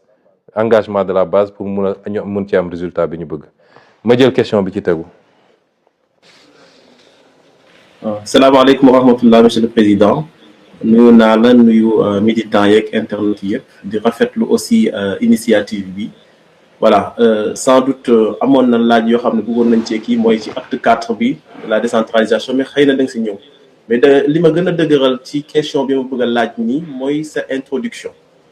parce que dañoo xool ne actuellement le Sénégal forme à peu près 800 ingénieurs par rapport à nos écoles d'ingénieurs yi ñu fi am muy doon loo xam ne à peu près 1% là alors que standard yi ñoo ngi ba 5%. classe préparatoire aux grandes écoles yi daanaka 50 personnes rek la ñuy jël chaque année ci filière scientifique yi nga jëlaat encore ci statistique u bac bi on est autour de 16-17% ñi nga xam ne dañoo jóge ci série scientifique yi ñu bëggoon laaj monsieur le président ci seen taxawaay ak seen politique bi ngeen bëgg a jëm nu ñu mën a def aujourd'hui pour mën a yëkkati li nga xam ne mooy le taux de scientifique ci réew mi ngir mën a jëmmal aussi souveraineté bi ngeen di wax ak jëmmal orientation bi ñu bëgg ci géopolitique internationale bi ñu bëgg a jëm jërëjëf. jërëjëf Ablaye genre question yi moom daf may neex lool ndax dama bëgg léegi suñu débat Pastef ñu gën ko orienté ci yooyu daf may neex lool ma la ciy félicité parce que réew capital humain moo koy tabax réew mu la ëpp capital humain moo la gën a mun a avancer booy waxtaan ak chinois yi dañ la naan ñun chinois yi dañ koy wax tubaab yi nii wax ko américains yi nii ne leen ñun mënu leen ñu téye ndax benn ñoo leen ëpp ñoo leen ëpp li ñuy former ay ingénieurs par année les chinois forment des millions d'ingénieurs par année millions laa wax de c'est vrai que quand ils sont 1,4 milliard 1,3 milliard mun nañu former ay millions mais soo dajale woon àdduna bi yépp li ñuy former ingénieur mennum Chine li muy former moo ko ëpp dañ la naan ñun mënal ñu téye ndax ñoo leen ëpp ingénieur deuxièmement ñoo leen gën a bari lu ñuy liggéey chinois amul noppalu chinois amul temps bu mu ne ma ngay dem julli ji wala ma ngay lii mi ngi lii travailler 24 heures sur 24 ñii suñu liggéeyee ba guddi dem ñeneen jël guddi gi ba fajar ci ñoo xam ne tey ñëpp xam nañ ñi ñoo jiitu ci àdduna ana ñun kon la question de la formation lay xew suñu université yi lu koy andi tey université Dakar lan moo ci gën a poser problème mooy tu as 30 000 étudiants ou 25 000 étudiants 25 000 étudiants yi boo ko jëlee yan fac ñoo constitué 80% yi fac lettres ak fac droit soo jëlee fac sciences yi boo leen dajaloon ñoom ñëpp gëwma ni mat nañu 5% ci université ba comment faire pour renverser cette tendance là mu commencé nag ci formation professionnelle balaa ngay wax enseignement scientifique formation professionnelle soo demee ay Japon ay Suisse ak yooyu xale yi dañ leen di teel a orienté li ëpp ci xale yi dañuy dem formation professionnelle teel a am métier mun a jublu ci liggéey fii ñëpp dañuy dem université moo tax nga gis ku mun a def 10 ans université te bu paree 10 ans yooyu boo ko tegee ne ko ban poste de travail laa xam ne su ma la tegoon tey fii nga liggéey mun naa liggéey il faut mu dem defaat beneen recyclage pour mun a liggéey wala mu def concours ñu formé waat ko 1 an ou 2 ans pour mun a dem liggéey moo xam day enseigner wala ENAM wala leneen ça pose problème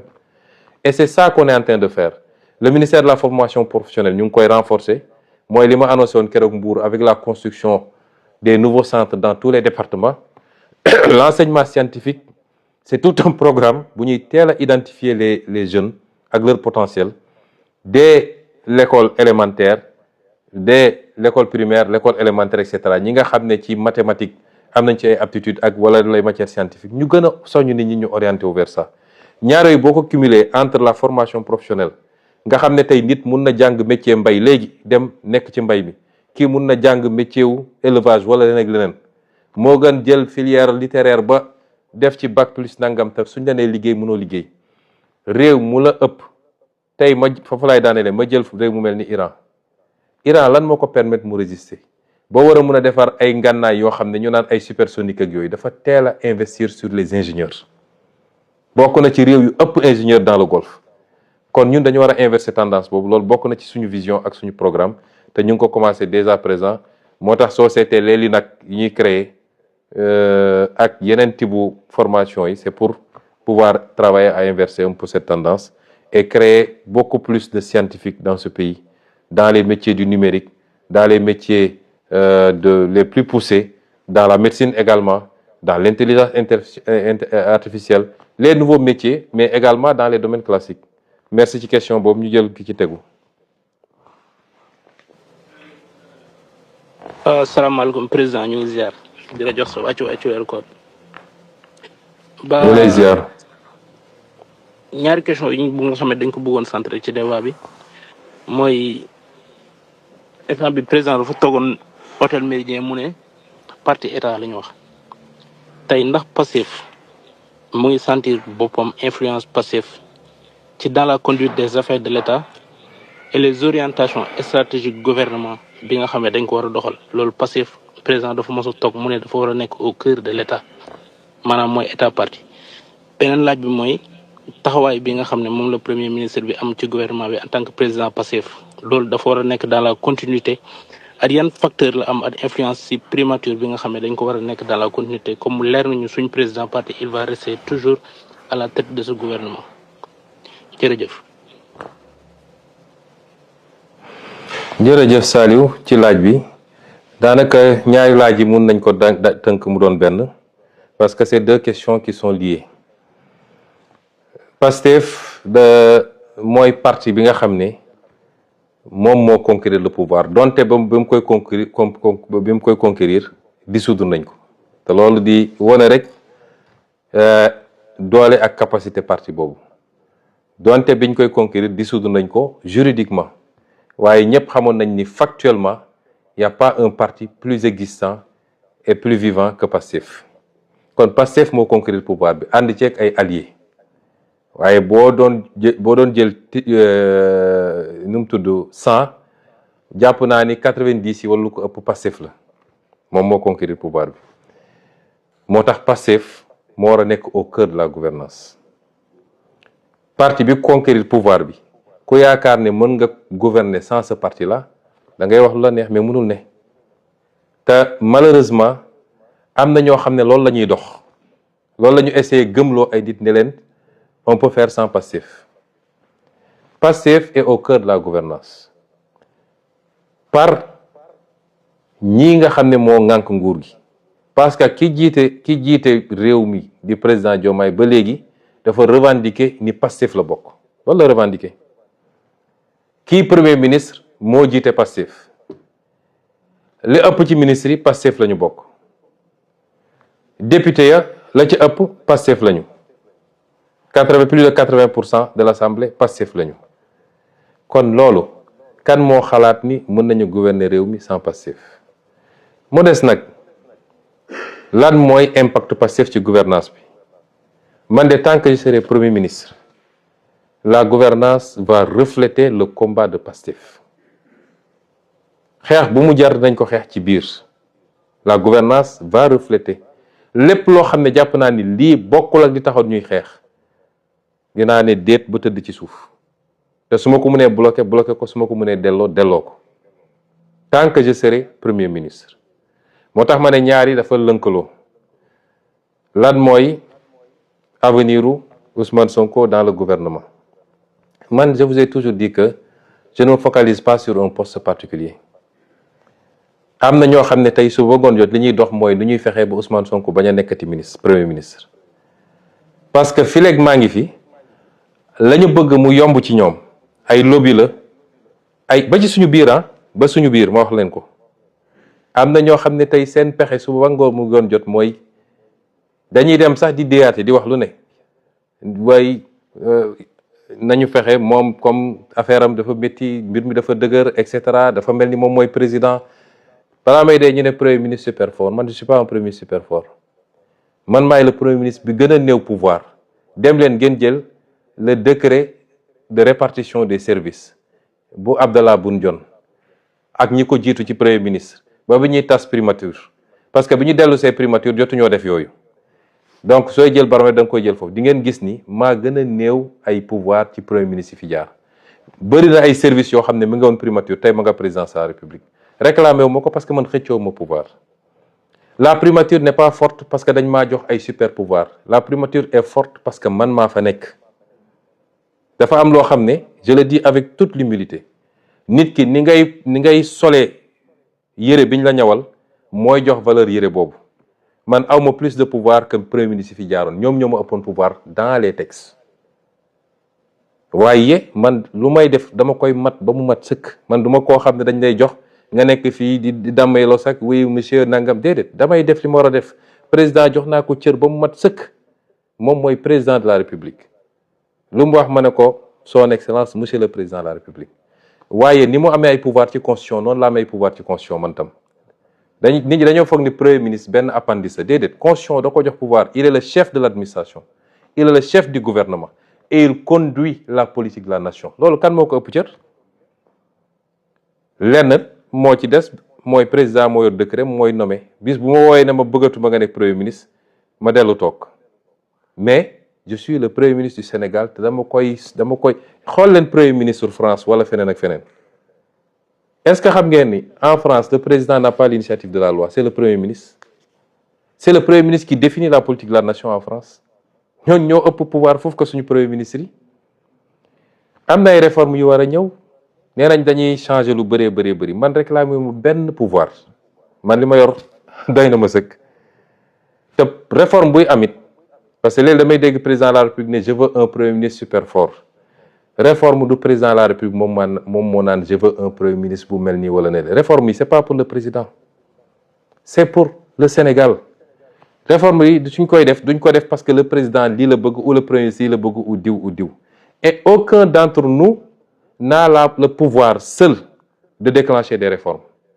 parce que sooy def réforme par exemple réforme constitutionnelle su dee da ngay jaar par la voie parlementaire assemblée nationale lay dem kan moo yor majorité assemblée nationale c'est Pastef président mënul def réforme sans Pastef bu dee da nga dem référendum kan moo yor référendum c'est le peuple qui va voter kon réforme yi du man maa koy bëgg mu nekk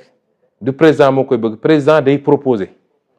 il propose ces réformes parce que dañ ko fal ak programme mu ne Sénégalais lii ak lii laa bëgg a def bu ñëwee day def na lu baax woote na ay assises dajale Sénégal yépp ñu waxtaan bi mu paree yemul ci loolu dafa dajale ay kàngam ne leen assises yi dama bëgg ngeen liggéeyal ma defar ma ko ay texte mooy li mu annoncé keroog 31 décembre ñooñu def nañ ba pare day jël texte yooyu yóbbu ko assemblée nationale nag am sañ-sañu càmbar texte yi virgule par virgule c'est pas parce que président moo ko andi rek dañuy voter les yeux fermés bu ñu gisee ni doy na leen ñu voter bu ñu gisee doyu leen du ñu voter moo tax nag tant que ñu ngi fii am majorité bu confortable à l'Assemblée yàlla def ma chef de gouvernement ñu am un président boo xam ne président wu Pastef la gouvernance bi dafa war a sàpp Pastef bu baaxee ñu xam ni baax na on rendra compte au peuple bu bonee tam ñu xam ni bon na peuple bi jël ses responsabilités c'est comme ça que ça doit se passer bu demeewul noonu it parce que man j'ai pas de problème man poste premier ministre bi yàlla xam na ni la ma ci gën a ragal mooy su ma fi jógee parce que je dis avec humilité après 2 ans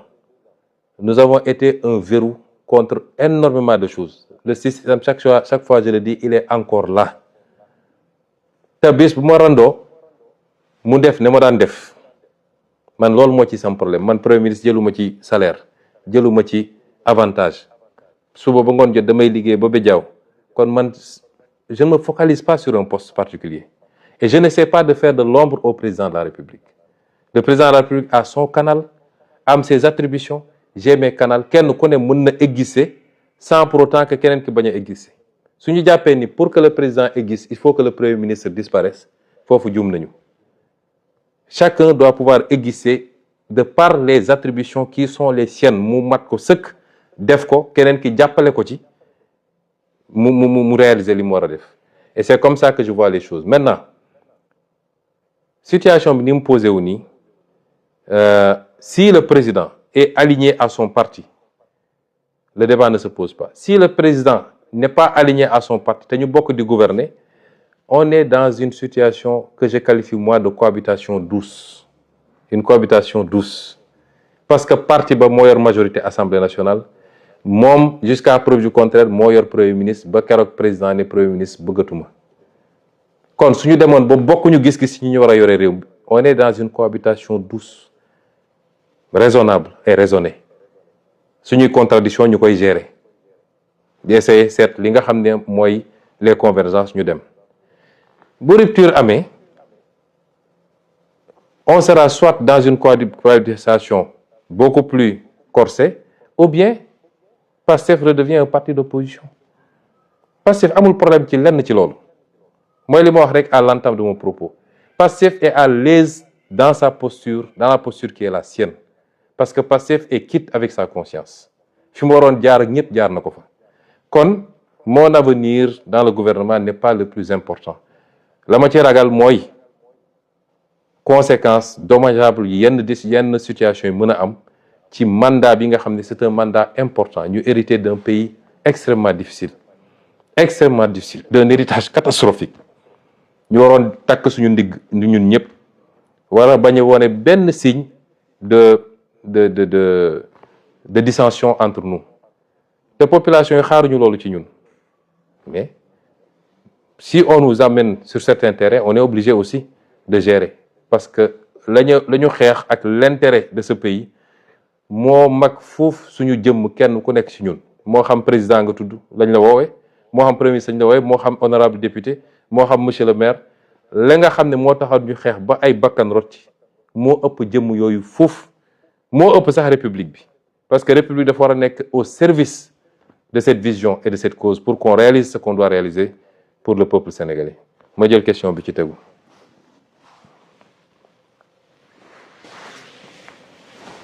Wow, bonjour Monsieur le Président. C'est Casimir. Bonjour Casimir. Donc, damay wax au nom de toute la diaspora. Je pense qu'après 2 ans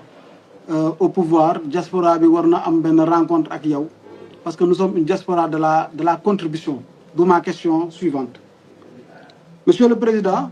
bi nga ñëwee Milan da nga def benn présentation presse plan de redressement économique et social. Ma jëloon ci kàddu di doon laaj est-ce que aujourd'hui le parti PASTEF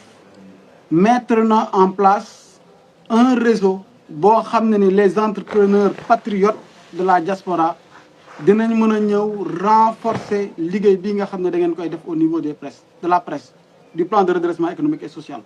Est-ce que am na ay canal yoo xam ne ni dinañ ci mën a ñëw pour ñooñu teg ñu ci yoon ñu mën a jàppale le gouvernement ci liggéey bi nga xam ne ni dafay renforcer les PME ba nga xam ne ne jafe-jafe gerte yi duñ ko am parce que dina am des entrepreneurs assez solides pour accompagner le gouvernement dans cette politique-là di leen jaajëfal bu baax. jërëjëf Casimir ci laaj bi ñu ngi nuyu waa Europe yëpp dinañ fa ñëw bu sedd bi jeexee rek ndax man ñemewuma seen sedd yooyu dinañ ñëw seet si leen ñu waxtaan bu baax incha allah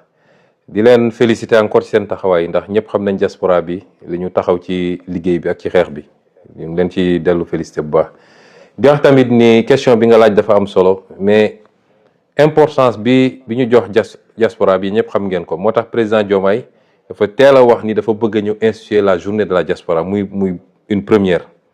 pour jëmmal symboliser un peu l'importance qu'on accorde à cette diaspora là journée boobu amoon na je crois le 17 décembre muy une première secrétaire d'État au Sénégal de l'extérieur xam ngeen liggéey bi mu ciy def mu am solo aussi Amadou Chérif Diouf nga xam ne ci yéen la bokk gis nga musuñoo am autant de responsables de la diaspora dans un gouvernement au Sénégal dans les responsabilités à toutes les responsabilités DG etc. loolu c'était pour montrer que vraiment la diaspora c'est pas seulement pour envoyer de l'argent mais compétence yaa ngi fii te war nañu mën a ñëw participer au développement de ce pays noonu lañ ko continuer soo seetloo sama communication conseil des ministres bi passé mercredi bii rek il y a 4 jours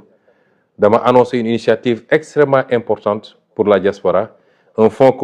commun de placement immobilier pour la diaspora boo xam ne concept bu pare nañ leen convoquer yéen ñëpp wala ñëw seet si leen c'est un concept boo xam ne l'urbanisation du Sénégal à travers tout le Sénégal loolu rek mën na ko régler les 2200 milliards ou quelque chose comme ça qu'on envoie uniquement pour la consommation comment les orienter mu mun a continuer régler la question de la consommation tout en générant des actifs yoo xam ne dootoo leen sax soxla di envoyer après actifs yooyu mooy générer les revenus pour soutenir les parents loolu da nga koy booleeg li nga wax mooy liggéey bi tey nos priorités c'est l'élevage c'est les secteurs productifs diaspora bi comment faire pour ñu ñëw PME PMI nga wax ni le secrétaire d'État présenté na temps yii le plan de développement des PME PMI xam naa ne loolu ci jotaayu mel ni dina xaw a jafe ñu développer yi bu baax a baax mais ci fan yi di ñëw y aura une grande offensive boo xam ne dinañ ñëw présenter leen des choses très concrètes su dee nag ci biir parti bi am na lu ma fi taxawal loo xam ne ci réunion bureau politique wax naa ko mettre en place benn kuréel boo xam ne liggéey nañ ci ak ñu bëri ñoo xam ne am nañ ci expérience parce que ñi doon gérer ay structures yoo xam ne ci loolu la jëm pour que ñu xool donte ñun njaaxaanaay la ñu tëddee nous sommes là pour tous les Sénégalais mais jàpp nañ ni war nañoo mën a am nu ñu organiser ba les militants et les militantes d'ici la diaspora qui veulent entreprendre parti bi teel leen détecter mën a recenser leur projet accompagner leen ci formation orienter leen fi ñu war a dem loolu am na lu ñu taxawal loo xam ne spécifiquement pour ça la au sein du parti ñi ci bokk mun naa leen lim ñu ci bëri ñi ngi doon gérer ci structure yu mel noonu te jours yi di ñëw xam naa wala semaines yi di ñëw yooyu bokk na ci initiative yu bees yoo xam ne dinañ ko présenter les militants et les militantes pour ñu xool nu ñoom nu ñu gën a mun a dugalee seen loxo ci liggéey bi parce que j'ai tendance à dire que nit mun na def lu ëpp foofu te yorul poste directeur ou directeur général ou ministre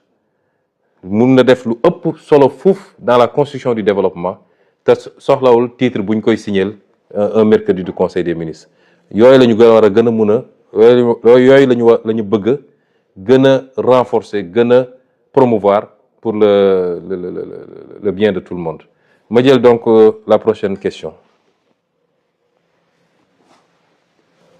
Oui. Bonsoir, Monsieur le Président. Bonsoir. Tout d'abord, je vous transmets la salutation de Sidiou. Je m'appelle Karamba Toubatré,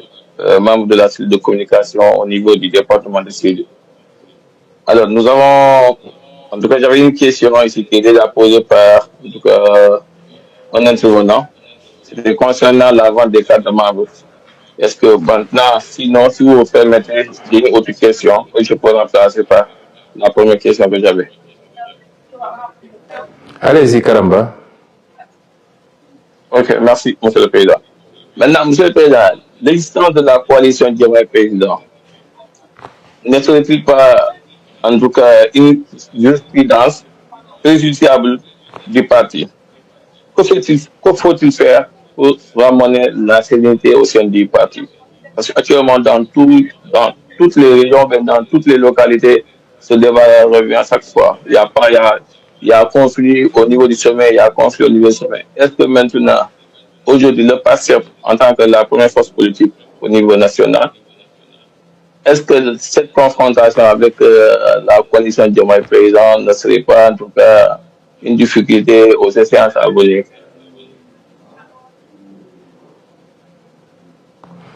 Merci Karamba. Je crois que j'ai suffisamment répondu à cette question. Il n'y a pas de confrontation entre PASTEF et la coalition que vous citez. Comment il peut y avoir de confrontation? On n'a pas de confrontation. Il faut que les militants de PASTEF defe naa militant PASTEF dañu xamul ñoom li ñu yor dañoo xamul lu ñu yor est-ce que coalition boobu bi mu commencé ba léegi dafa am lu mu jël ci PASTEF? Non. Et c'est lié de rendre hommage aux militants de PASTEF parce que yu mel ni yàgg na fee am te bi mu daan am li bëri ci parti bi dañ daan fàq dem ànd ak ki yor nguur gi mais PASTEF la musa am kenn bougéwul ni mu amee woon ci jamono Macky Sall nga xam ne amul lu ñu deful pour tas parti bi wala xëcc ay nit presque personne n'est parti ça dañ koy sant yàlla tey su ñu ne woon nangami personne nangami responsable nangami militant dem nañu rejoindre une autre coalition ñu wax mais amul. Souvent je dis que cette coalition-là n'est pas en compétition avec PASTEF, elle est en compétition avec les autres partis parce que su dee la démarche c'est d'aller recruter des maires de l'APR kon loolu c'est une bataille entre cette coalition-là et l'APR, c'est pas avec nous. C'est pas avec nous. Donc, arrêtons de dire la compétition avec cette... Il n'y a pas de compétition. PASTEF est PASTEF. Il est resté intact. Et mieux encore, li ma gëm mooy cette affaire-là dafa yokkaat sax PASTEF. Parce que PASTEF commencé woon nañu di débat bi yëpp c'était ay nomination yi poste defaluñ ma lii nangam. Le problème de PASTEF c'est que c'est un parti de défi. PASTEF balaa muy yëngatu rek nga défier ko et quand le PASTEF n'a pas de défi il crée des défis à son sein ñu commencé di andi histoire entre ñoom il faut toujours qu'il y ait un défi externe pour que parti PASTEF te batte. Cette affaire-là c'est même une aubaine pour PASTEF kon je veux qu'on arrête de dire oui la coalition X Y mais am na parti yu fi nekk ëpp doole ëpp ancrage ëpp militant te vous ne parlez pas de ces partis-là et on continue à dire la coalition XY. Je veux plus que les militants de PASTEF parlent de cette coalition. Les militants de PASTEF n'ont qu'à se concentrer sur PASTEF si li ñuy liggéey ak li nga xam ne opposition la parce que cette coalition ba léegi woowul boppam opposition c'est une coalition qui dit être de la mouvance. Où est le problème? Donc, si cette coalition doit aller chercher dans les prairies des autres, Peut-être même que c'est bien, parce qu'ils vont se neutraliser entre eux, et ça nous rend encore plus fort. Si elle continue à exister. Donc, parce que dans tous les cas, PASTEF continuera à exister. Il continuera à être encore plus fort. Donc, ce que je demande aux militants, mais regardez ceux qui sont dans cette coalition-là. Quand moi, tu as gagné une cabine téléphonique, donc pourquoi vous perdez votre temps avec cette coalition? Concentrez-vous sur l'essentiel, mettons-nous au travail. Vous voulez attaquer la coalition, vous voulez l'endéglu, mettez-vous en ordre de bataille. L'ordre de bataille pour PASTEF, moi, aller à la rencontre des Sénégalais. Continuer à massifier le parti, discuter avec les Sénégalais sur ce qu'on est en train de faire. C'est ça l'ordre de bataille. Je ne veux même plus qu'on soit là à dire la coalition de X ou de Y. Ça, c'est pas l'ADN de PASTEF. Je prends... Il reste une question. Ah, une. OK. Il reste la dernière, les serrures là, les mouillères. Bon, on me dit que Dramé de Médina Yoro Foulah, c'était le dernier intervenant. Mais il y a un problème de connexion. Mais il a envoyé sa question. Moi, je sais quand il y a Médina Yoro Foulah. Nous avons organisé. L'équipe Nemmekou Tour qui s'est reconstituée avec Fadilou et Djamilatou, nous avons travaillé à nous proposer un planning. On avait demandé à chaque département d'envoyer ses propositions. Je crois que beaucoup de départements ont envoyé. J'espère que Médina Yoro Foulah aussi. Et en fonction de ça, nous avons fait organisation en tenant compte de l'environnement, des contraintes, de la spécificité de chaque département. Et on va venir, mais je peux garantir à Médina Yoro Foulah que, Inch'Allah, ci lu yàggul dinañ ñëw foofu def tournée nemmeeku waa Médina Yoro Foulah. J'ai beaucoup d'espoir sur Médina Yoro Foulah parce que je connais le potentiel. C'est le plus grand département géographiquement, en tout cas l'un des plus grands, avec un potentiel extraordinaire, surtout pour l'agriculture. Même le bassin arachidier est en train de se déplacer foofu. Donc il faut que, aussi bien ci suñu action État que suñu action politique, ñu gën a bàyyi xel ci département yooyu. Le monde ne s'arrête pas à Dakar. Thiès, Touba, etc. Yooyu yëpp am na solo, mais Sénégal dafa yaatu te chaque département compte pour nous. Voilà, c'était la dernière question. Su ma juumul. Ouais.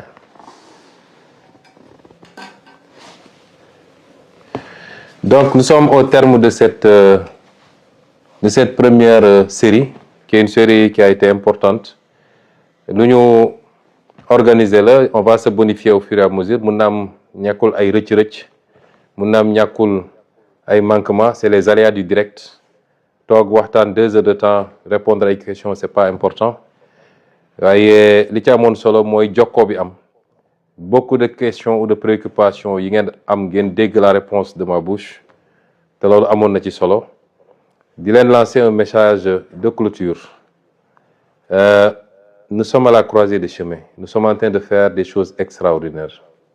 Ce pays va changer. Inch'Allah. On fera tout ce qu'il faut. Un pays qui change nag boo xam ne dafa habitué woon yenn yi ba yàgg ci mënul nekk dans une tranquillité absolue. Chaque fois dama bëgg ci formation la bokk dañu wax léegi formation militant yi bëgg naa militant bu ne léeg-léeg balaa muy tëdd na dem ci YouTube mu tapé benn documentaire sur l'histoire mu tapé par exemple la révolution chinoise mu tapé Corée du Sud, mu tapé l'Iran, la recherche sur l'Iran, les grandes civilisations, ainsi de suite. Parce qu'il faut se cultiver pour savoir le comment. Ñun bokk na ci li ñu gën a poser problème di suñu gàllankoor. Tey soo doon laaj Sénégalais yi wax naa ko ci sama benn interview il y a 4 ans je crois ou 5 ans. Et c'est pourquoi il faut saluer les travaux du professeur Cheikh Anta Diop. Boo seetee yenn peuple yi li tax ñu doon quelle que soit difficulté da ngay gis ni peuple yu jàmbaar lañu peuple yu gëm seen bopp peuple yu mën a xeex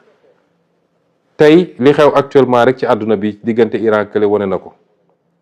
mais c'est des peuples qui yoo xam ne dañu am fierté dañu naan ñun suñu histoire ça date de 5000 ans 8000 ans la civilisation perse la civilisation turque ottoman les ottomans la civilisation occidentale base judéo-chrétienne la civilisation chinoise nga xam ne dañ la naan depuis ñun bi ñuy tabax la muraille de Chine Europe ñi ngi amuñu woon sondel ñooñu dañoo gëm ni ñoom ñoo war a dominer monde bi ñun nag les différentes dominations et les acculturations traite négrière jaar na fi colonisation jaar na fi ñu bindal ñu suñu histoire nañu lii mooy seen histoire tey sénégalais boo ne avant colonisation avant Lat Dior avant Cheikh Amadou Bamba Aline Sitoé et cetera lan moo ne woon Sénégal il a du mal à t'expliquer loolu day déteindre moo tax ñu doon ñu oyof ku ñëw influencer ñu ci culture am ak gëm-gëmam loolu la ñu war a combattre et pour ça il faut qu'on soit des hommes et des femmes solides des hommes et des femmes qui croient en quelque chose en des valeurs des hommes et des femmes qui doivent comprendre que musul am changement structurel dans le monde sans sacrifice lii di xew yëpp ku nekk di laajte jox leen ma tout de suite mooy li ma naan ñëpp bëgg nañ changement mais kenn bëggul changement bi démarrer par moom ci réew moo xam ne wax naa léegi benn exemple bu simple ñii di guerre ñi benn missile bu ñu envoyé rek benn missile peut-être c'est le tiers ou le 10e du budget du Sénégal ñun dañoo bokk ci réew ñu gën a ndóol ci àdduna travaillons à construire d'abord la richesse da nga koy tabax ba pare lii ñuy xeex annoncé naa leen keroog nii lay suñu alal te ñu nangu ko ci ñun faw ñu fexe ba mu dellu siwaat muy xeex bu métti bu ñuy xaar ci phosphate bi ci pétrole bi ci waaye nag nee naa leen ni dinañ ko récupérer te su ma leen ko waxee dinañ ko def